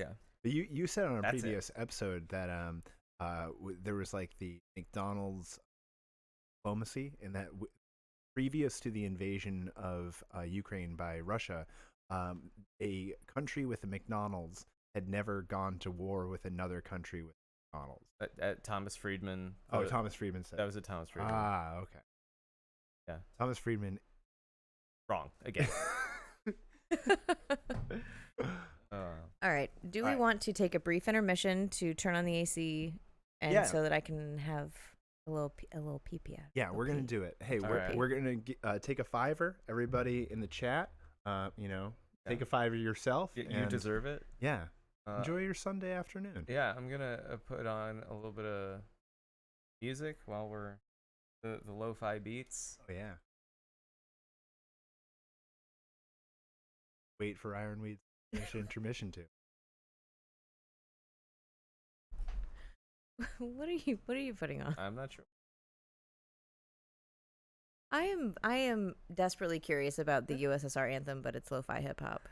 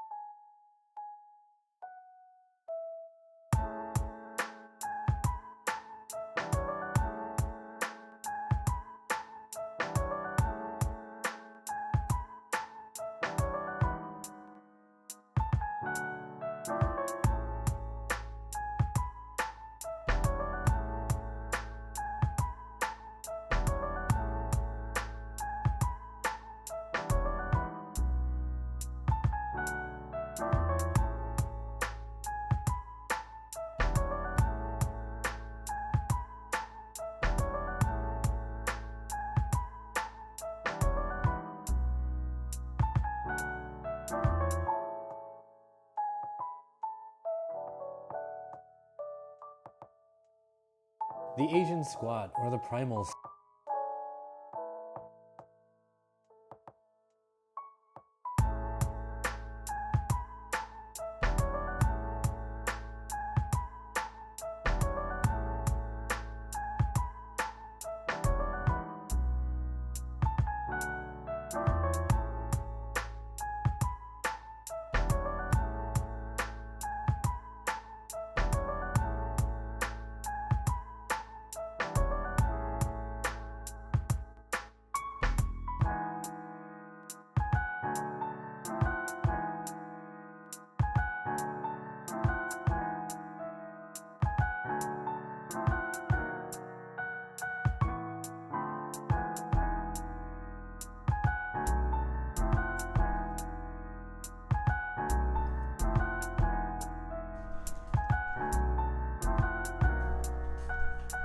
Oh, it was one Siberian billionaire who owns the new rebranded McDonald's. There it is. Oh shit. Well, welcome to the new boss. Same as the old boss. And I'll get down on my guitar and play. Can you turn this? The air conditioner is off. And I get down on my knees and pray. Won't be fooled again. Yeah. We've been alerted by Sensor Sweep that it was one Siberian billionaire who owns the new rebranded McDonald's in Russia. Thank you. Well, thank you for the sweep of your sensors. We appreciate. And look, we love to see that kind of entrepreneurship in other imperialist world powers. It's important. You were just listening to the International, but make it cool chill wave. That out. This was weird. This is so. Yeah. So, what is this? So Ed has it right here, but let's look at what he's quote tweeting here. This is getting like very weird. Where like this is clearly an ad of some kind. It looks very weird, but it's like Ring doorbell takes like weird race bait like weird like is this racist kind of stuff and turns it into a Ring doorbell ad. Like look at this. Like I installed a Ring camera and really noticed quick. I'm sorry, but we are flipped. We are inverted with the screens in the screen. So if you want the good people to see the web page bigger, then yeah. There we go. There we go. All right. Yeah. Now we're not important. You don't need to see us. Look at the content. Look at the fucking content. My bad. All right. So she says I installed a Ring camera and noticed a white lady constantly touching and reading my packages. Here's a video of the first time I seen her bothering my packages. Right, and you just like open it up, you start it, and you see this like creepy like I am assuming like there's only like 2 doors in this like tiny thing, and maybe you can make a left here. I don't know, it's weird. But all that happens is this lady comes out, and she looks and she sees some packages. Barely touches anything. Is like reading it, and walks away. That's it. That's all. Yeah, that's not a crime. Not a crime, right? Like not something that people should be upset about. Man, this is so fucked. Right? The fact that the cops just get a live stream of all this shit. And then it's like it's as if it's like the cops don't get a live stream of Ring. They can.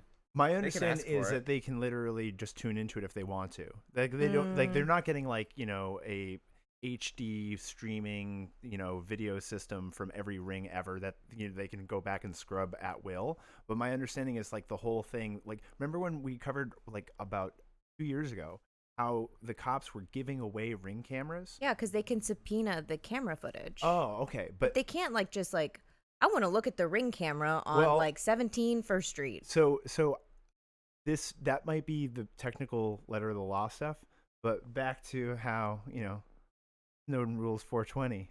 Oh god. Like It was revealed that none of that stuff is like if the NSA, the DEA, any of like the 3-letter agencies want access to that stuff, they basically have. But those are not municipal police. Like, okay, but the municipal police do not have the surveillance capacity of the feds. Like, but they're the ones who are like seeding a lot of the Ring cameras that like are out there, and like it's that level and people willingly give them the footage so that they can. But so like, fucked. Have you ever? I'm just saying that like cops are not like flicking channels on a TV looking through people's Ring cameras. I've had on 2 separate occasions the police, after my window got broken, like the big front window. Yeah, they keep asking you for footage. They keep asking for footage. Yeah, of course. Yeah, it fucking sucks. It's a crime. They want to solve the crime. Yeah, like, yeah. But anyway, it's a property crime.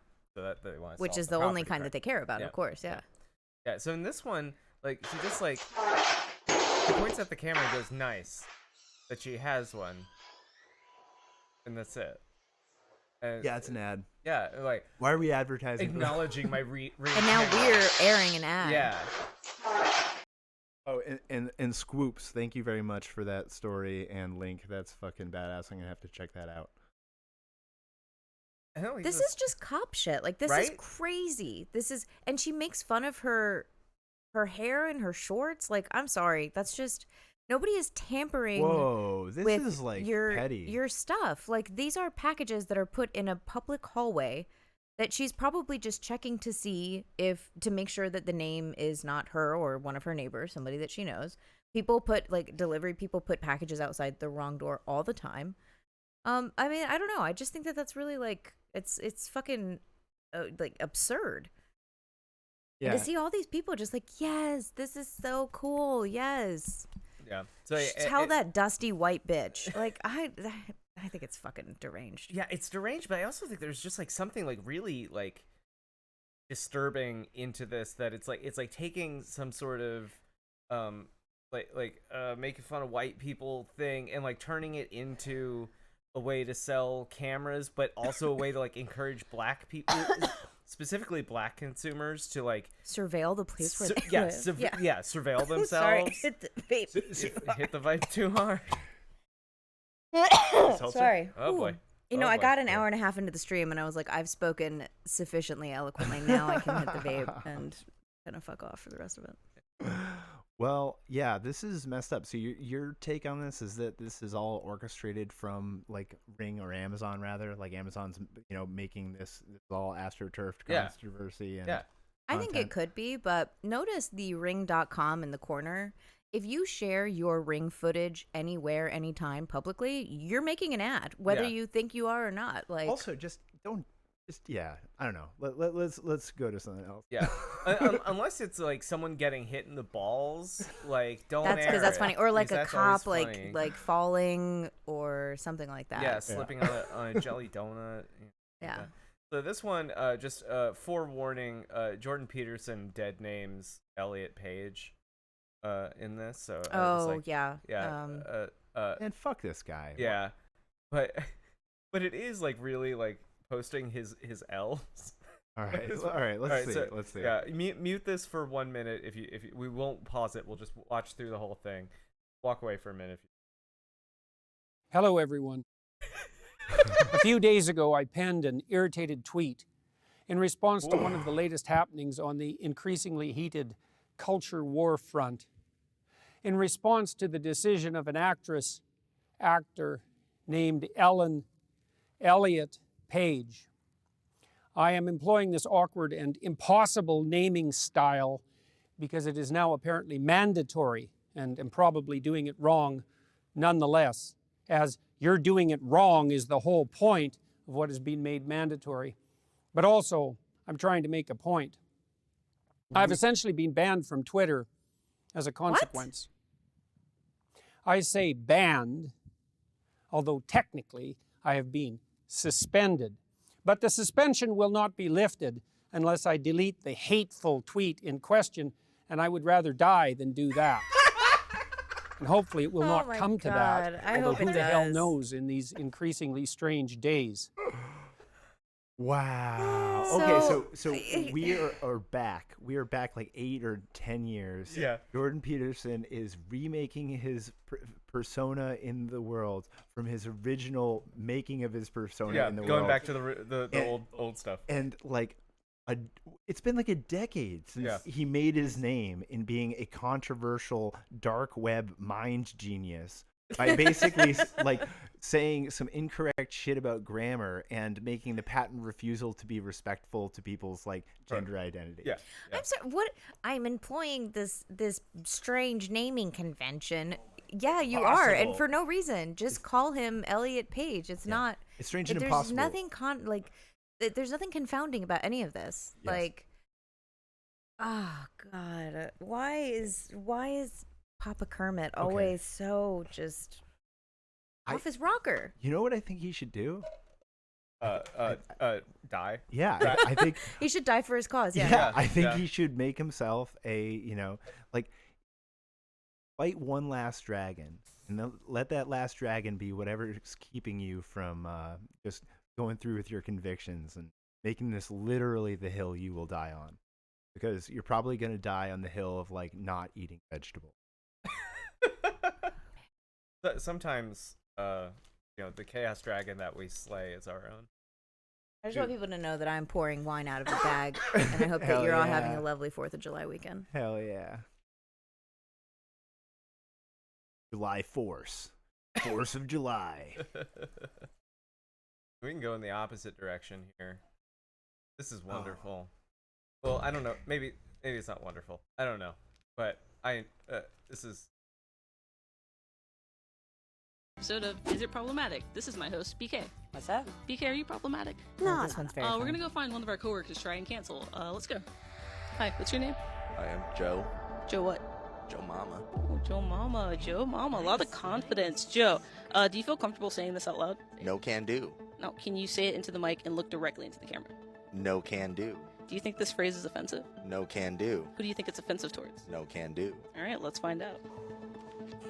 I'm sweating for you. Joe, this saying started in the mid-1800s as a way to mock Chinese immigrants who could not speak English very well. That's right, this phrase was originally used to bully immigrants, usually of Chinese origin, who spoke English as a second language, who were also treated as second-class citizens. Obviously, languages change and evolve, and this isn't used for that anymore, but hey, just remember, humans have been shitty since the beginning of time, and sometimes those shitty things we do just make it into the culture forever. Joe Mama has been canceled. Thanks! That is so cute. Oh shit, you got canceled. Hi, welcome to this week's episode. This is wholesome. Yeah. Is it Yeah, problematic? that's very This cute. is my host, BK. I like it. I also I appreciate that that was the lesson. Like no one got they're like, oh, you got canceled, right? But it's like but no one's been scorned. We're all learning something. But imagine if he immediately hard cut to him in a 3-piece suit and with a curtain immediately behind him, soft backlit by a blue light, and he was like, I was canceled. I'm sorry, I can't even. And I was canceled, as will everybody be, because this language is impossible to use. I mean, I certainly didn't gain hundreds of millions of acolytes by doing the very thing that I am claiming to be censored for. Right. I'm being censored by being made famous. Oh God. Yeah. Oh man. I would rather die than not say the words no can do. Stay alive, no can do. David, now you know that it's problematic. You truly can be canceled for saying it. He got away with it because he didn't know, but you know better. So now I can never say it. No. I would rather die. That's so cool to say that you would rather die than delete a tweet. Delete a tweet, that's powerful. That's so powerful. I mean, he does look like he really wants to die. Yeah, so there's that's probably true. I would rather die than Please. clean my toilet. Yeah, I'm so right. depressed. Please Yeah. help me. Yeah. Should we check on him? Yeah, his daughter is still force feeding him beef, not letting him out of the house in Kazakhstan. Where I think he's back in the States now. is he? Okay. Yeah. Yeah. He's another one of those weird. Going on tour. Canadian American patriots, which is to say he's not actually American, like at all. Yeah, he like, chose this life. Yeah. Yeah, like who is the other one? The rapper, the god awful white rapper that like wraps himself in like fucking American flags and wears diapers and shit, and like it's like a big American baby. Sort of like I refused. What the fuck? I've shown you this one. I think you have. Yeah, he's the one that he released a album called "If I Was Black," where he has digital blackface, like his face is like changed to look like as if he were not a crazy white racist Canadian. Canada, I'm gonna need your help. We'll keep Justin Bieber. I like him. He's cool. Oh, he's Canadian? No, he's not Canadian. Is he Canadian? Yeah, Justin Bieber's Canadian. Yeah, okay. For some reason, I was thinking that he got banned from Canada for drunk driving, but maybe. Yeah, those things aren't mutually exclusive. That's true, yeah. In which case, it's probably more likely that if he did get banned for drunk driving, he is Canadian. That's his home turf. If you drunk drive in certain parts of the United States, you get banned from Canada for 10 years. If you're drunk driving in your hometown, that's a loophole. Because you're close enough to home that like they just round down. Right. You know, they say, oh, like like you're like right here. You're literally right here. Yeah. Oh goodness. Yeah. All right. What is scooter cars? All right. So this is about the. So we trusted David too much to find these videos for us. You did. This is the Changli Explorer Low Speed EV review, the cute affordable electric SUV. That is actually sold in like specific company like businesses like scooter cars that they'll import them from China. Oh, okay. Yeah. Michigan for letting me drive their low-speed EVs. If you're looking to buy your own low-speed EV, power rickshaw, or golf cart, click the link in the description below. Keep getting. All right, what's up, guys? My name is Zach, and today I am driving a 2021. I'm sorry. Is that too short? Do you need to know more about? We can. I'm not watching a full 11-minute clip. We'll skip around. All right. Changli Explorer. Below me is a 85 kilowatt-hour lithium battery that powers a single motor. Now, I am super excited to be driving this here low-speed EV for really one reason, and that's just how weird. He's gonna get murdered in this thing. He's like covered everything in plastic. So I do want to offer a trigger warning that this guy gets violently murdered in this tiny car by the end of the video. I love whatever's above him. It looks like car is. A ventilation system from like public transport. Yeah, like, it should have like a no smoking like light. EV. Is it like a control panel? It is in fact panel? legal for road use, but it's not that quick, as you are now seeing.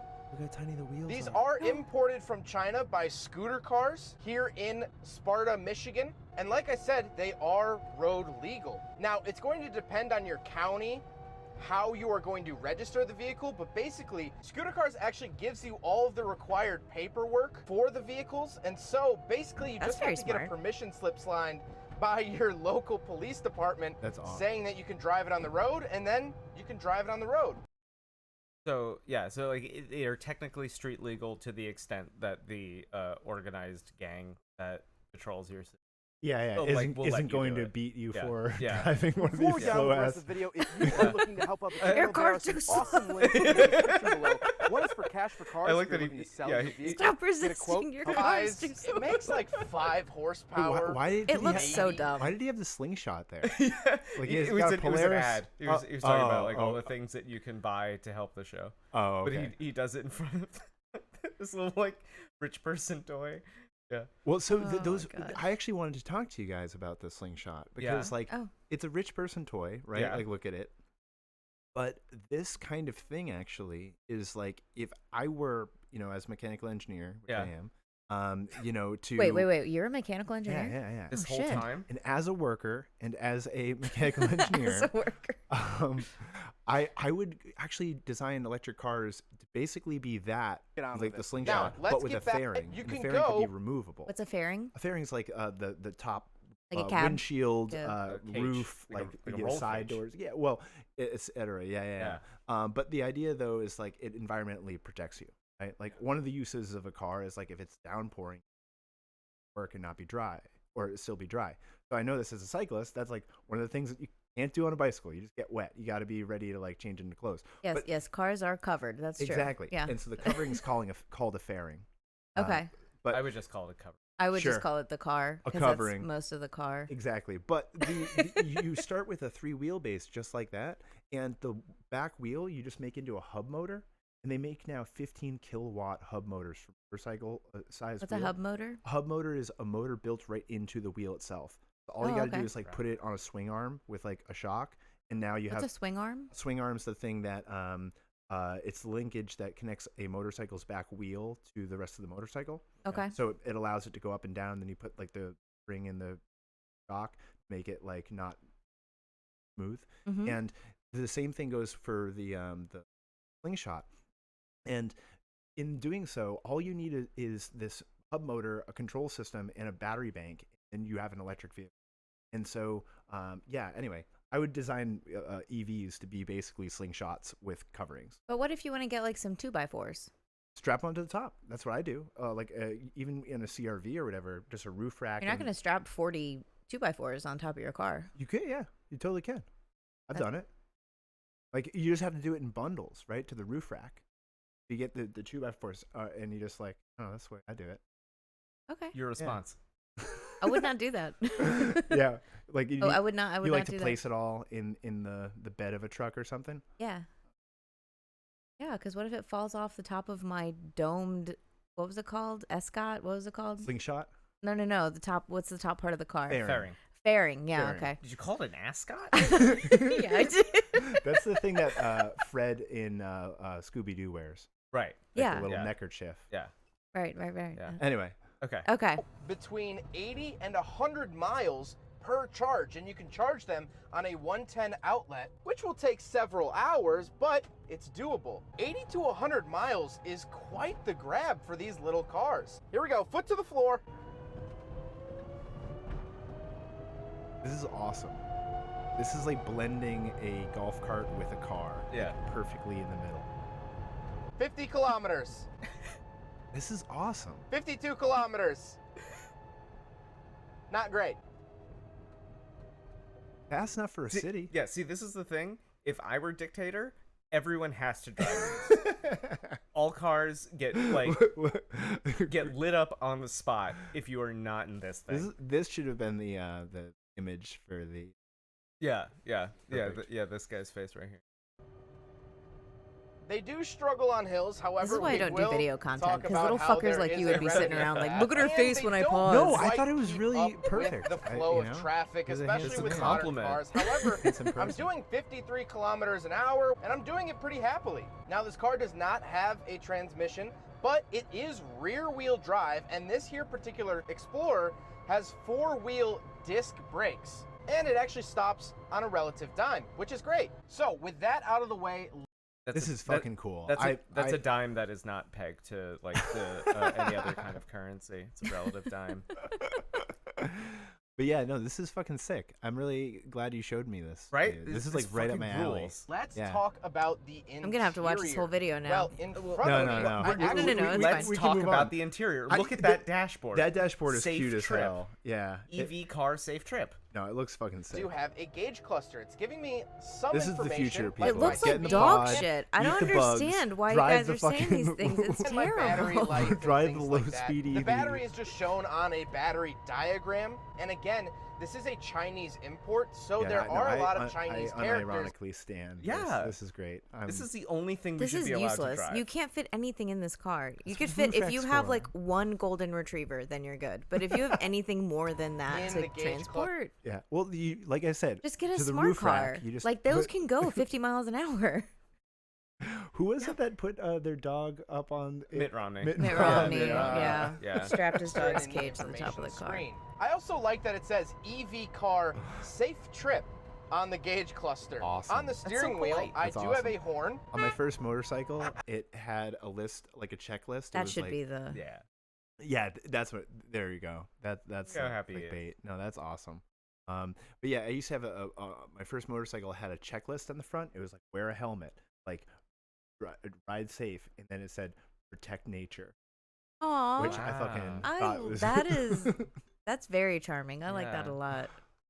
This is awesome. which sounds like it's directed at me. And then I do have turn signal stalks like a normal car. Moving. You do this vehicle. God, they fucking covered everything in plastic. I'm sorry, Chris. I'm sorry I interrupted you. It's fine. What It's the a fuck? brand new car. You know, you can't have any cosmetic scratches. But if they just like turned the power on the motor up like even 20%, this thing suddenly becomes like actually the vehicle I would want to drive. Like if it maxed out at like 40, yeah, like that'd be like my around town vehicle, right? You know.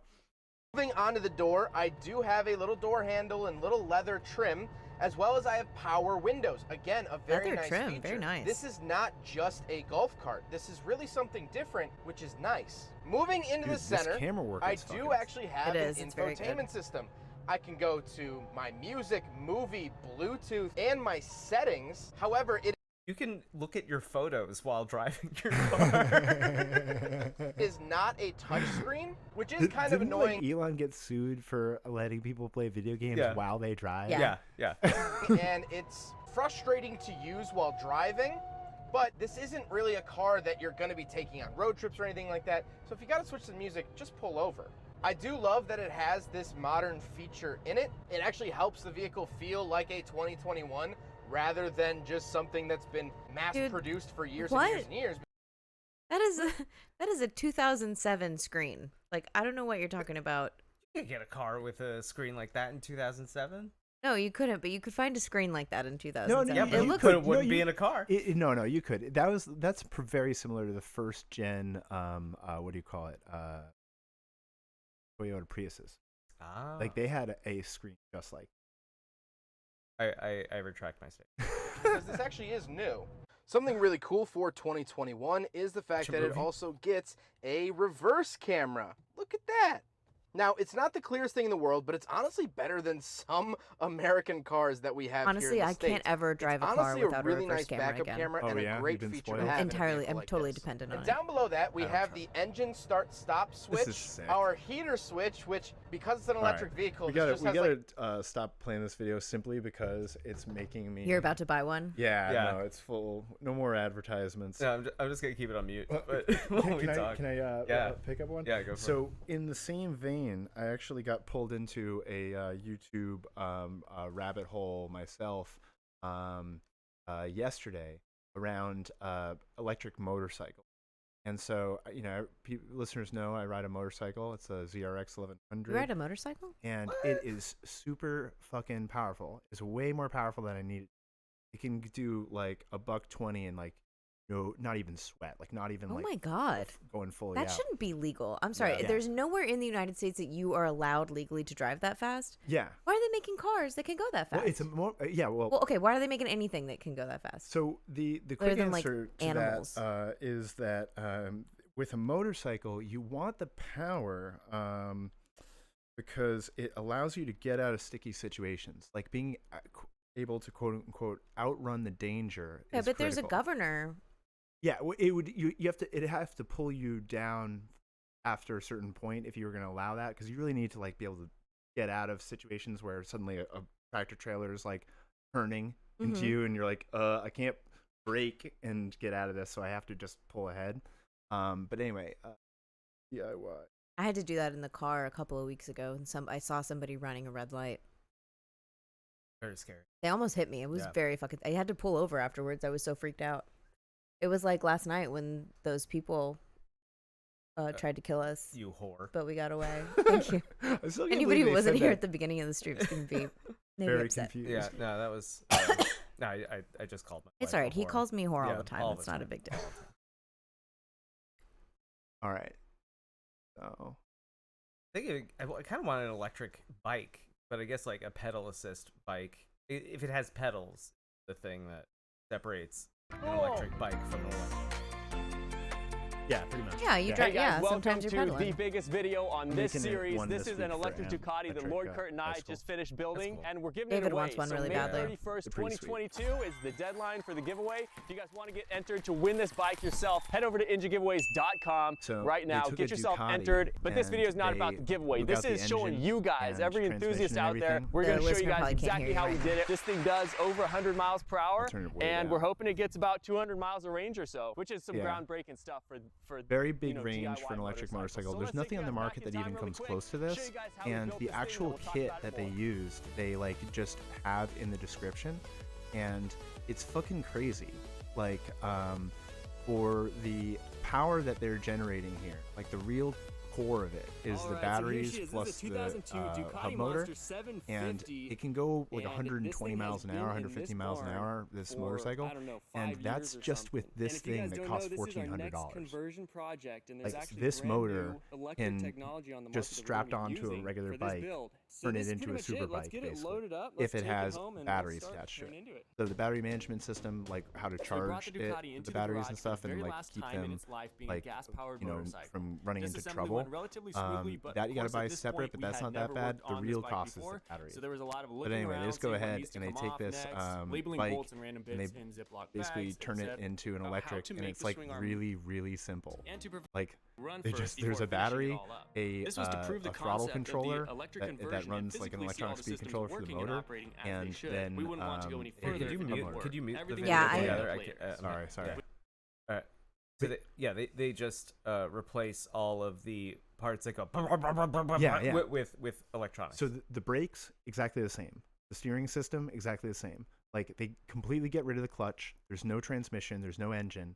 Then in that space under the gas tank, which they cut the bottom out of, so it acts as like a rain cover, they just have a battery management system, a battery, a throttle controller, electronic speed controller, and that's it. Is it silent the way an electric car is? That is so cool, yeah, dude. That's very fucking it's so cool. What is a motorcycle? Although one thing I will...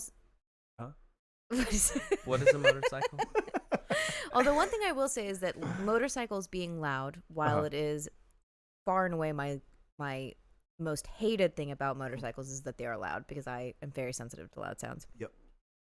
But when I'm driving, hearing a motorcycle around me makes me more conscious of the fact that a motorcycle is there.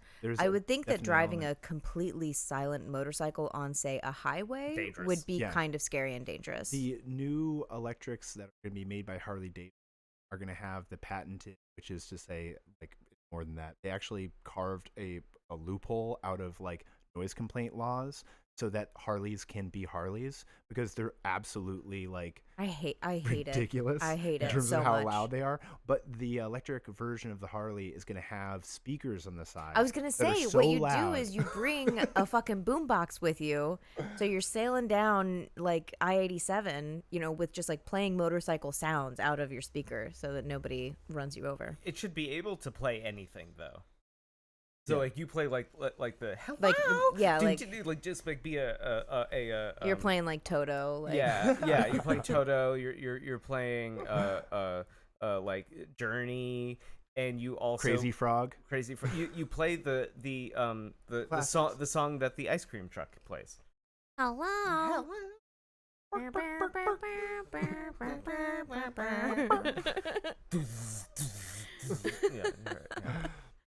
So yeah, this thing. Well, that's very cool. This thing would basically outperform / be completely analogous to my ZRX 1100, and it's very tempting to take this on as a project, because like there's a lot of dead motorcycles with like dead engines that are totally good everything else. Now, would it be legal for you to drive this?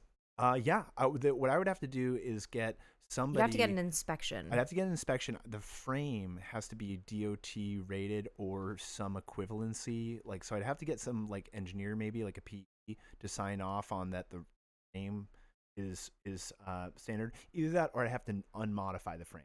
I'd have to like, if I got like a Ninja, I'd have to like not make it wider to fit more batteries. Right. And if I did that, then I'd be able to register it.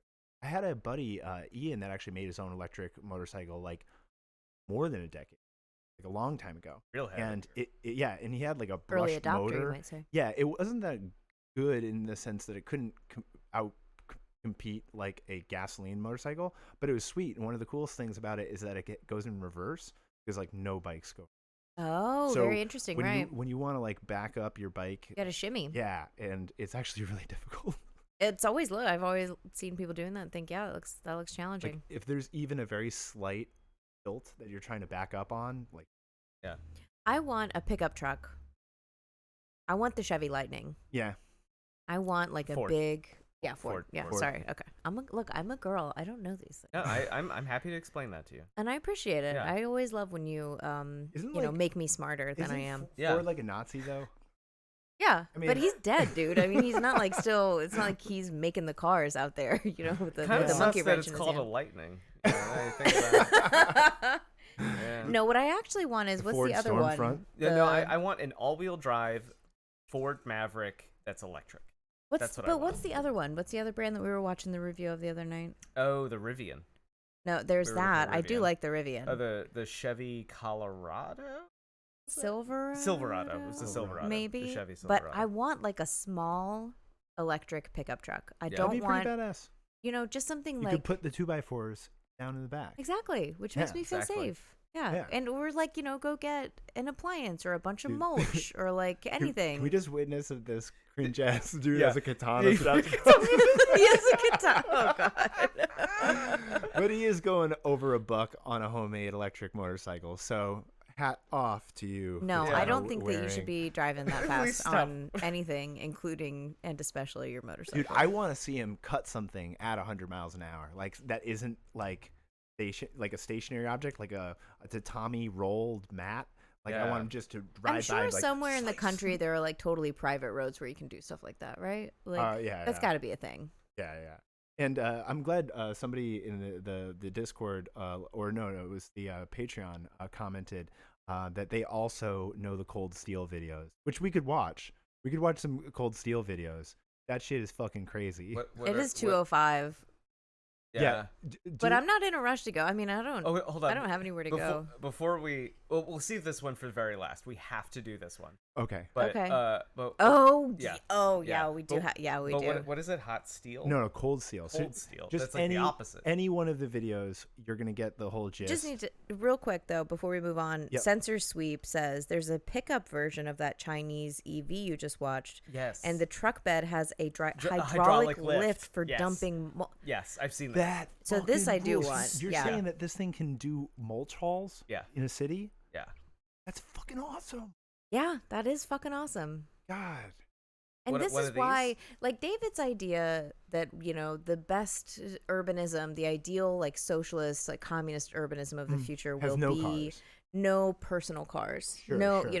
But what if you're totally wrong and individualism is the way and all of us have little cute 30-mile-per-hour Chinese EVs that, what if you could pick up your mulch at whenever you feel like it? Even if it wasn't like a personal, i.e. every single person had to own their own little thing. Like I believe in library socialism enough that seems ridiculous. But the idea that you and your polycule could like all have your own fucking little electric tilter. Yeah. I think that's Yeah, I think there should be like 4 of them parked at every block. Yes. Okay. I like library socialism too, but when it comes to something like a personal vehicle, it can't just be me and 30 other people vying for this thing. Yeah, you need a fleet. You need a fleet of micro electric dump trucks. Boy, we really don't want to get rid of industrialism, do we? No. Industrialism is good. Well, actually, the whole idea that we have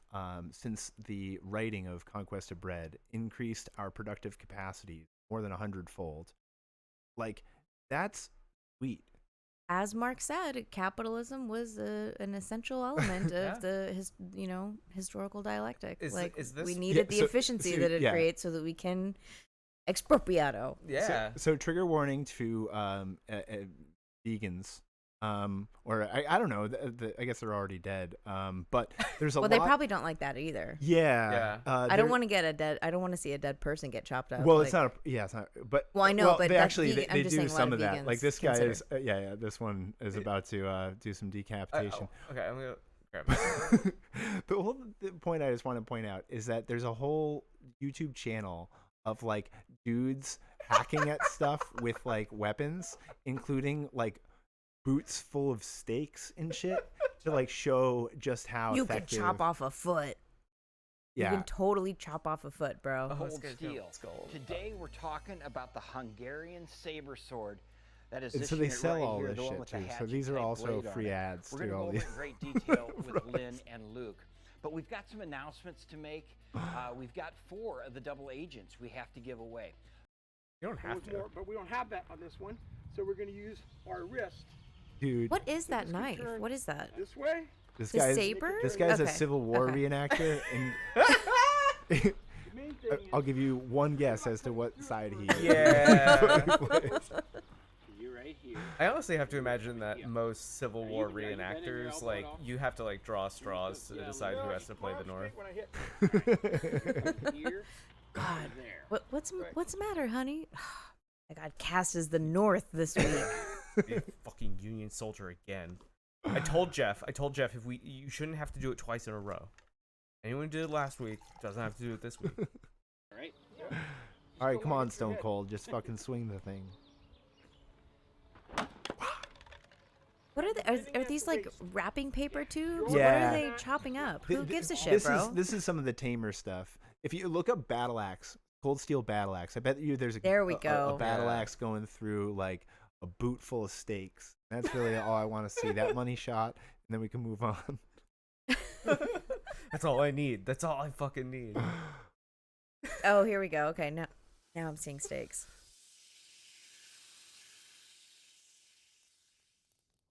This video is probably also painfully long, but 3-inch rope, nothing. I have to say, when I'm playing an RPG, I never use the battle axe. It just seems like it's Too slow?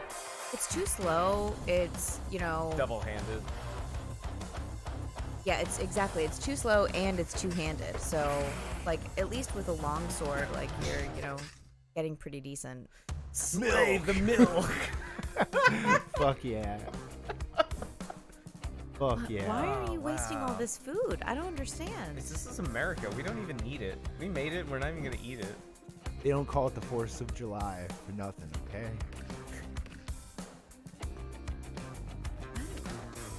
Oh, fucking chicken. You ain't shit.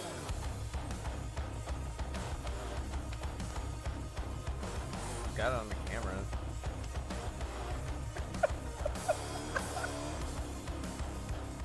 Imagine that was your neighbor's arm. Awesome.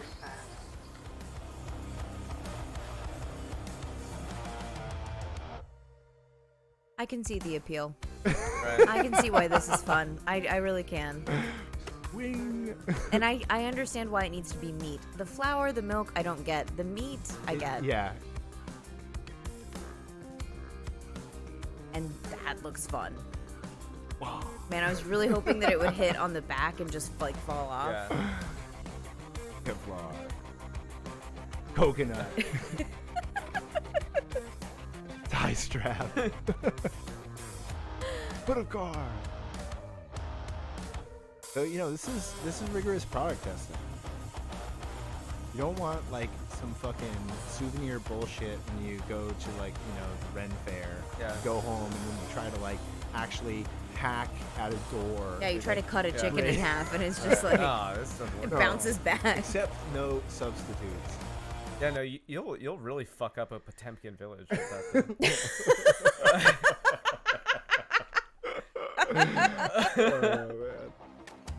Oh, finally, your wife's ugly bath mat. You hate that thing. You fucking hate that thing.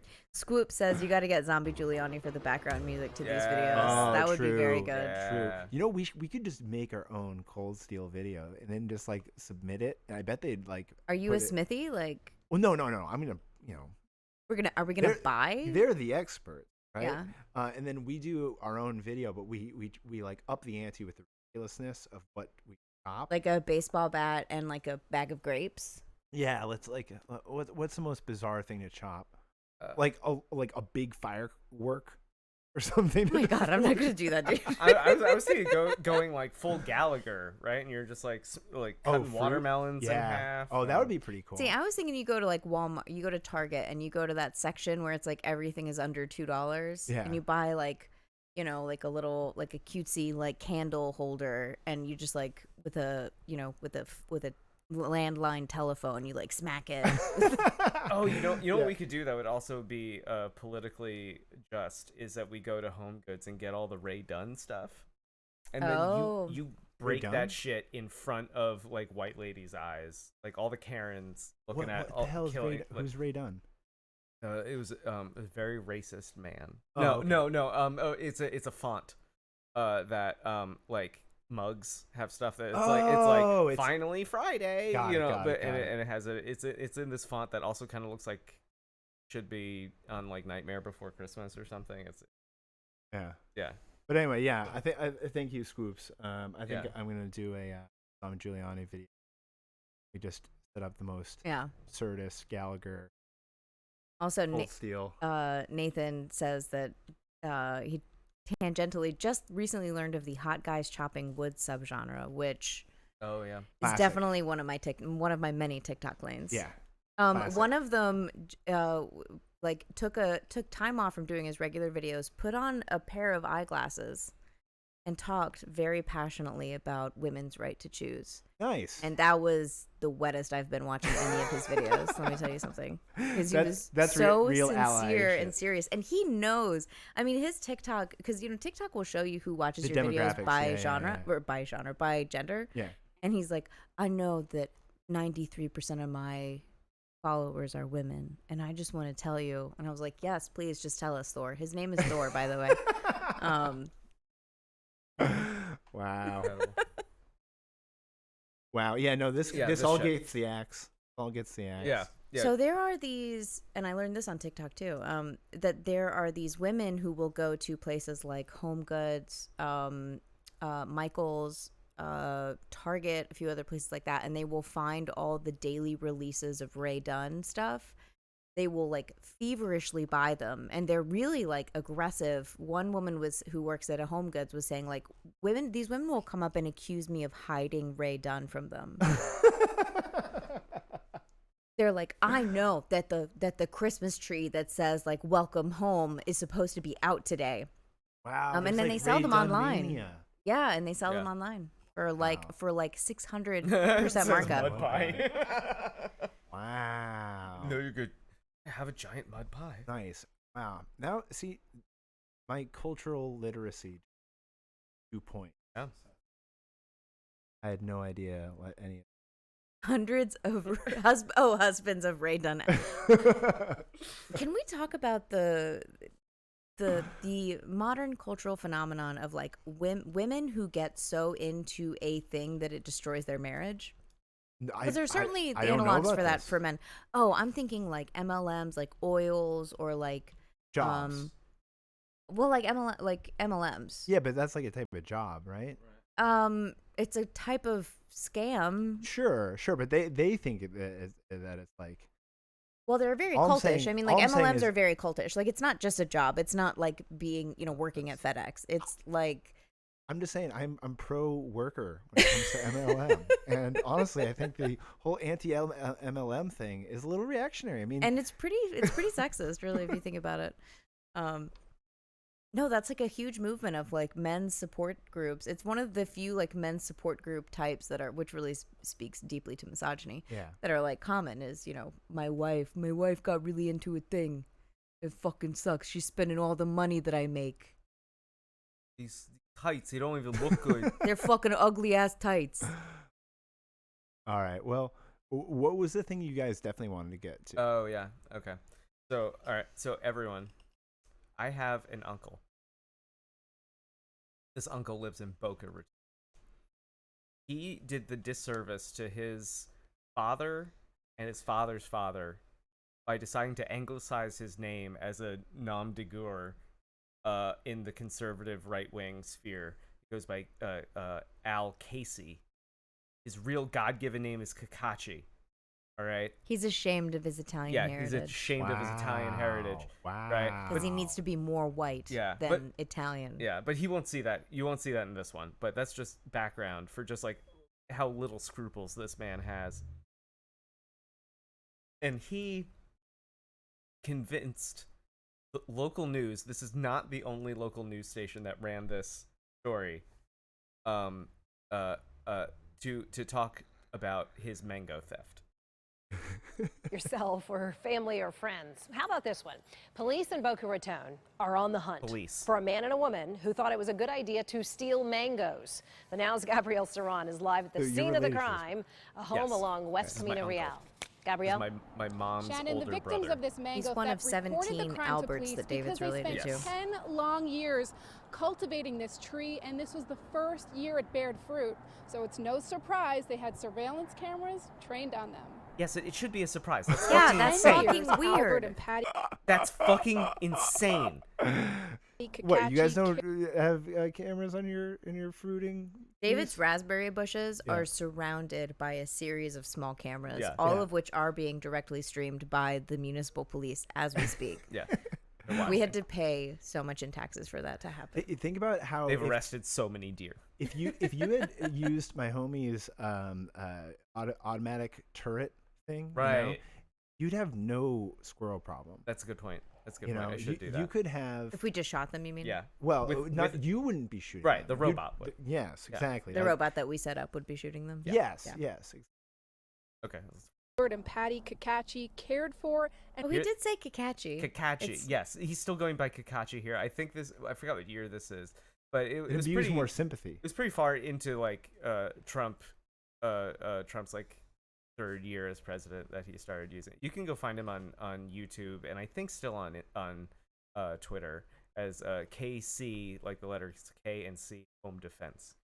Or and cultivated this mango tree. This is the first crop we had. After watering and fertilizing. He's a handsome guy. Patty, my wife, was all excited. That changed Friday afternoon. That's when Albert's surveillance cameras captured a man and woman ripping off 20 unripened mangoes just feet from this front door. At first I'm thinking, well, it's just fruit. Why am I so upset about it? I felt violated. Not only did the cameras record the mango theft, but they also got the getaway car, this white Jeep in front of his Boca Raton home. Watch as the thieves get out, then stuff their bags with mangoes. I didn't really expect a car to pull up, drop off two people who come out ready with bags. You think they've been eyeing your tree for some time? I think they do this all over the neighborhood. Albert posted the video on the Boca Raton Police Department's Facebook page, hoping. This is a brain disease, right? Like this is. I mean, look. Here's the thing. If I had spent many years cultivating a fruit tree, and just as everything was starting to ripen, and a couple of people came up and stole all the fruits off my tree, sure, I would be upset. Yeah. Would I call the police and the news? No, certainly no, I would not. The news. Multiple. But I would be upset. I'm not gonna lie, I would be upset. Just as, all of the fruit that you have worked so hard, David, to cultivate in our own garden, which I do nothing to help with, just so everybody knows. If somebody came and took all of it, I would be very upset. But I would not call the police and the news. That is brainworms. Pressure on the letters of record to talk about how there's a mango theft crime wave that is spreading through the nation, and that it's affecting everything, and truly the culprit for inflation. No mangoes itself. are safe. Yes. Someone spots the couple. Today, you really can't get away with much without appearing on a camera. Albert says with him, honesty me. would have gotten much harder. If they had knocked on the door and said, you got some nice mangoes there, can we have a couple of them? I would have gladly handed it to them. Police say this is well, an you open did. You investigation. handed it to them by leaving it like out there, so that they could, put it in their hands. Like you just did that. If caught, the suspects face a charge of stealing, a misdemeanor. Only in Florida, Shannon. We're live in Boca Raton. Gabrielle Saran, WPTV, News Channel 5. I was supposed to go we to know every the Columbia School of Journalism. Well, it probably did. Probably did. Yeah, right for this. Yeah. I mean, look, I think that he's a bad person. I've met him. I don't think that he's a good person. But I understand his complaint about the No, mangoes. I just was talking about how I actually do have a couple cameras that, not for the purposes of anti-theft. Because you're a cop. Because you're a fucking cop. I like to document things. I like to look back through the record and be able to see things for posterity, for scientific research. It's not science unless you're writing it down or capturing it on surveillance. Oh yeah, we're gonna learn about mango trees now. Well, okay. Well, let's just think about this for a second, right? So, it typically takes 2 to 3 years before a tree is ready to produce fruit. Fine, okay, right? Some can produce sooner. So in some ways, he failed himself and the tree. 10 years. Yeah. How should no, I just want to know, like, aftercare. Look, everybody needs aftercare, David. Yeah. So, that doesn't look good. When do I begin pruning? Sensor Sweep says, I have a feeling that the people who stole the mangoes are just as annoying. And I have to say, if you are a person who backs your car into somebody's driveway, like just shoves all their unripe mangoes into your shirt and then drives away, you're a terrible person. You're a terrible person. Here's the thing, though, is that, like, I grew up knowing that, like, people want you to take a lot of the fruit because it's always too much and it just rots on the ground. But unripe, you know what a ripe mango looks like. Yeah.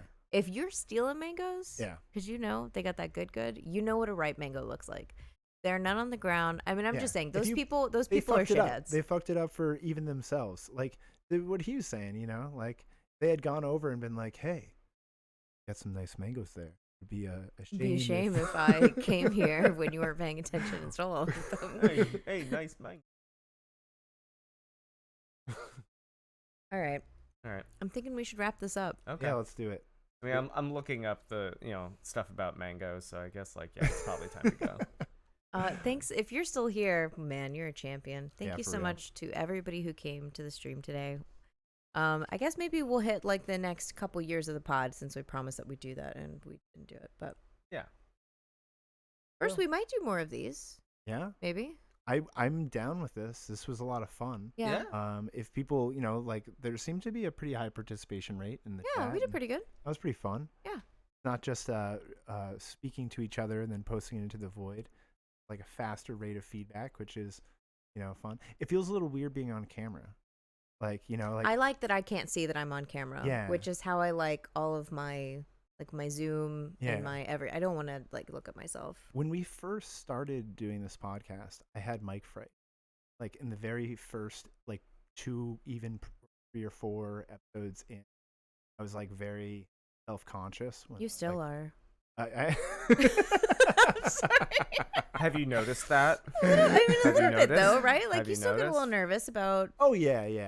But I'm saying, definitely, it's much better. Obviously. Yeah, no. 3 years in, it's I often just what I'll do is I'll actually just regret saying things and then ask you to edit them out, which I can't do on live. But I feel a little bit more. You have no idea how much time I've spent talking that's gotten edited out.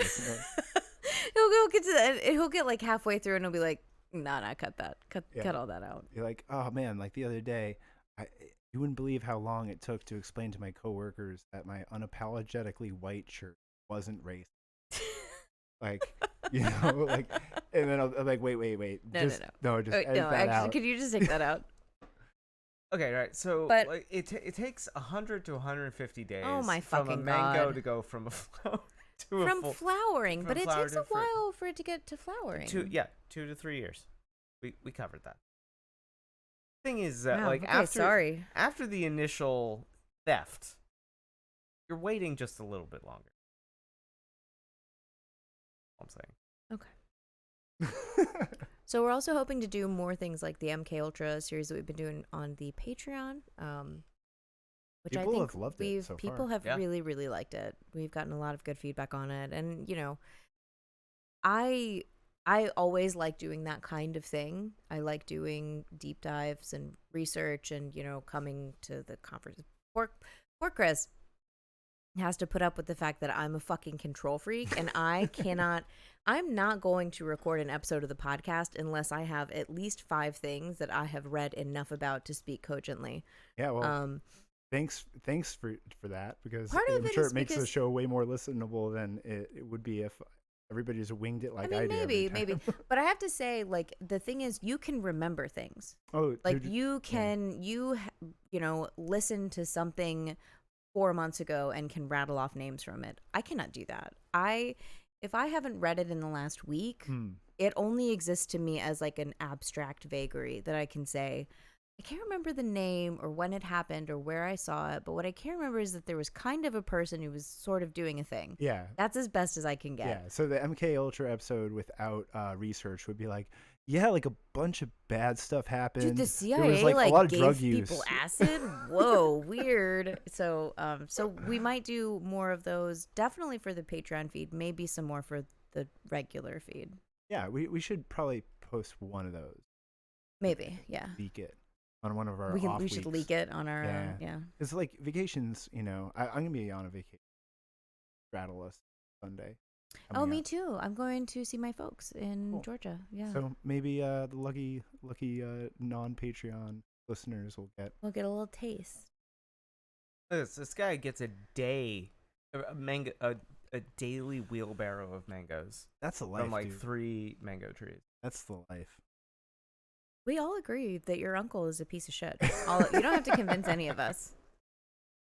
Another thing that we have been trying to do, maybe you've noticed, maybe you haven't, is get more focused on if we're doing newsy shit, then it's local, and if we're doing non-local shit, then it's not super newsy. It's not super like,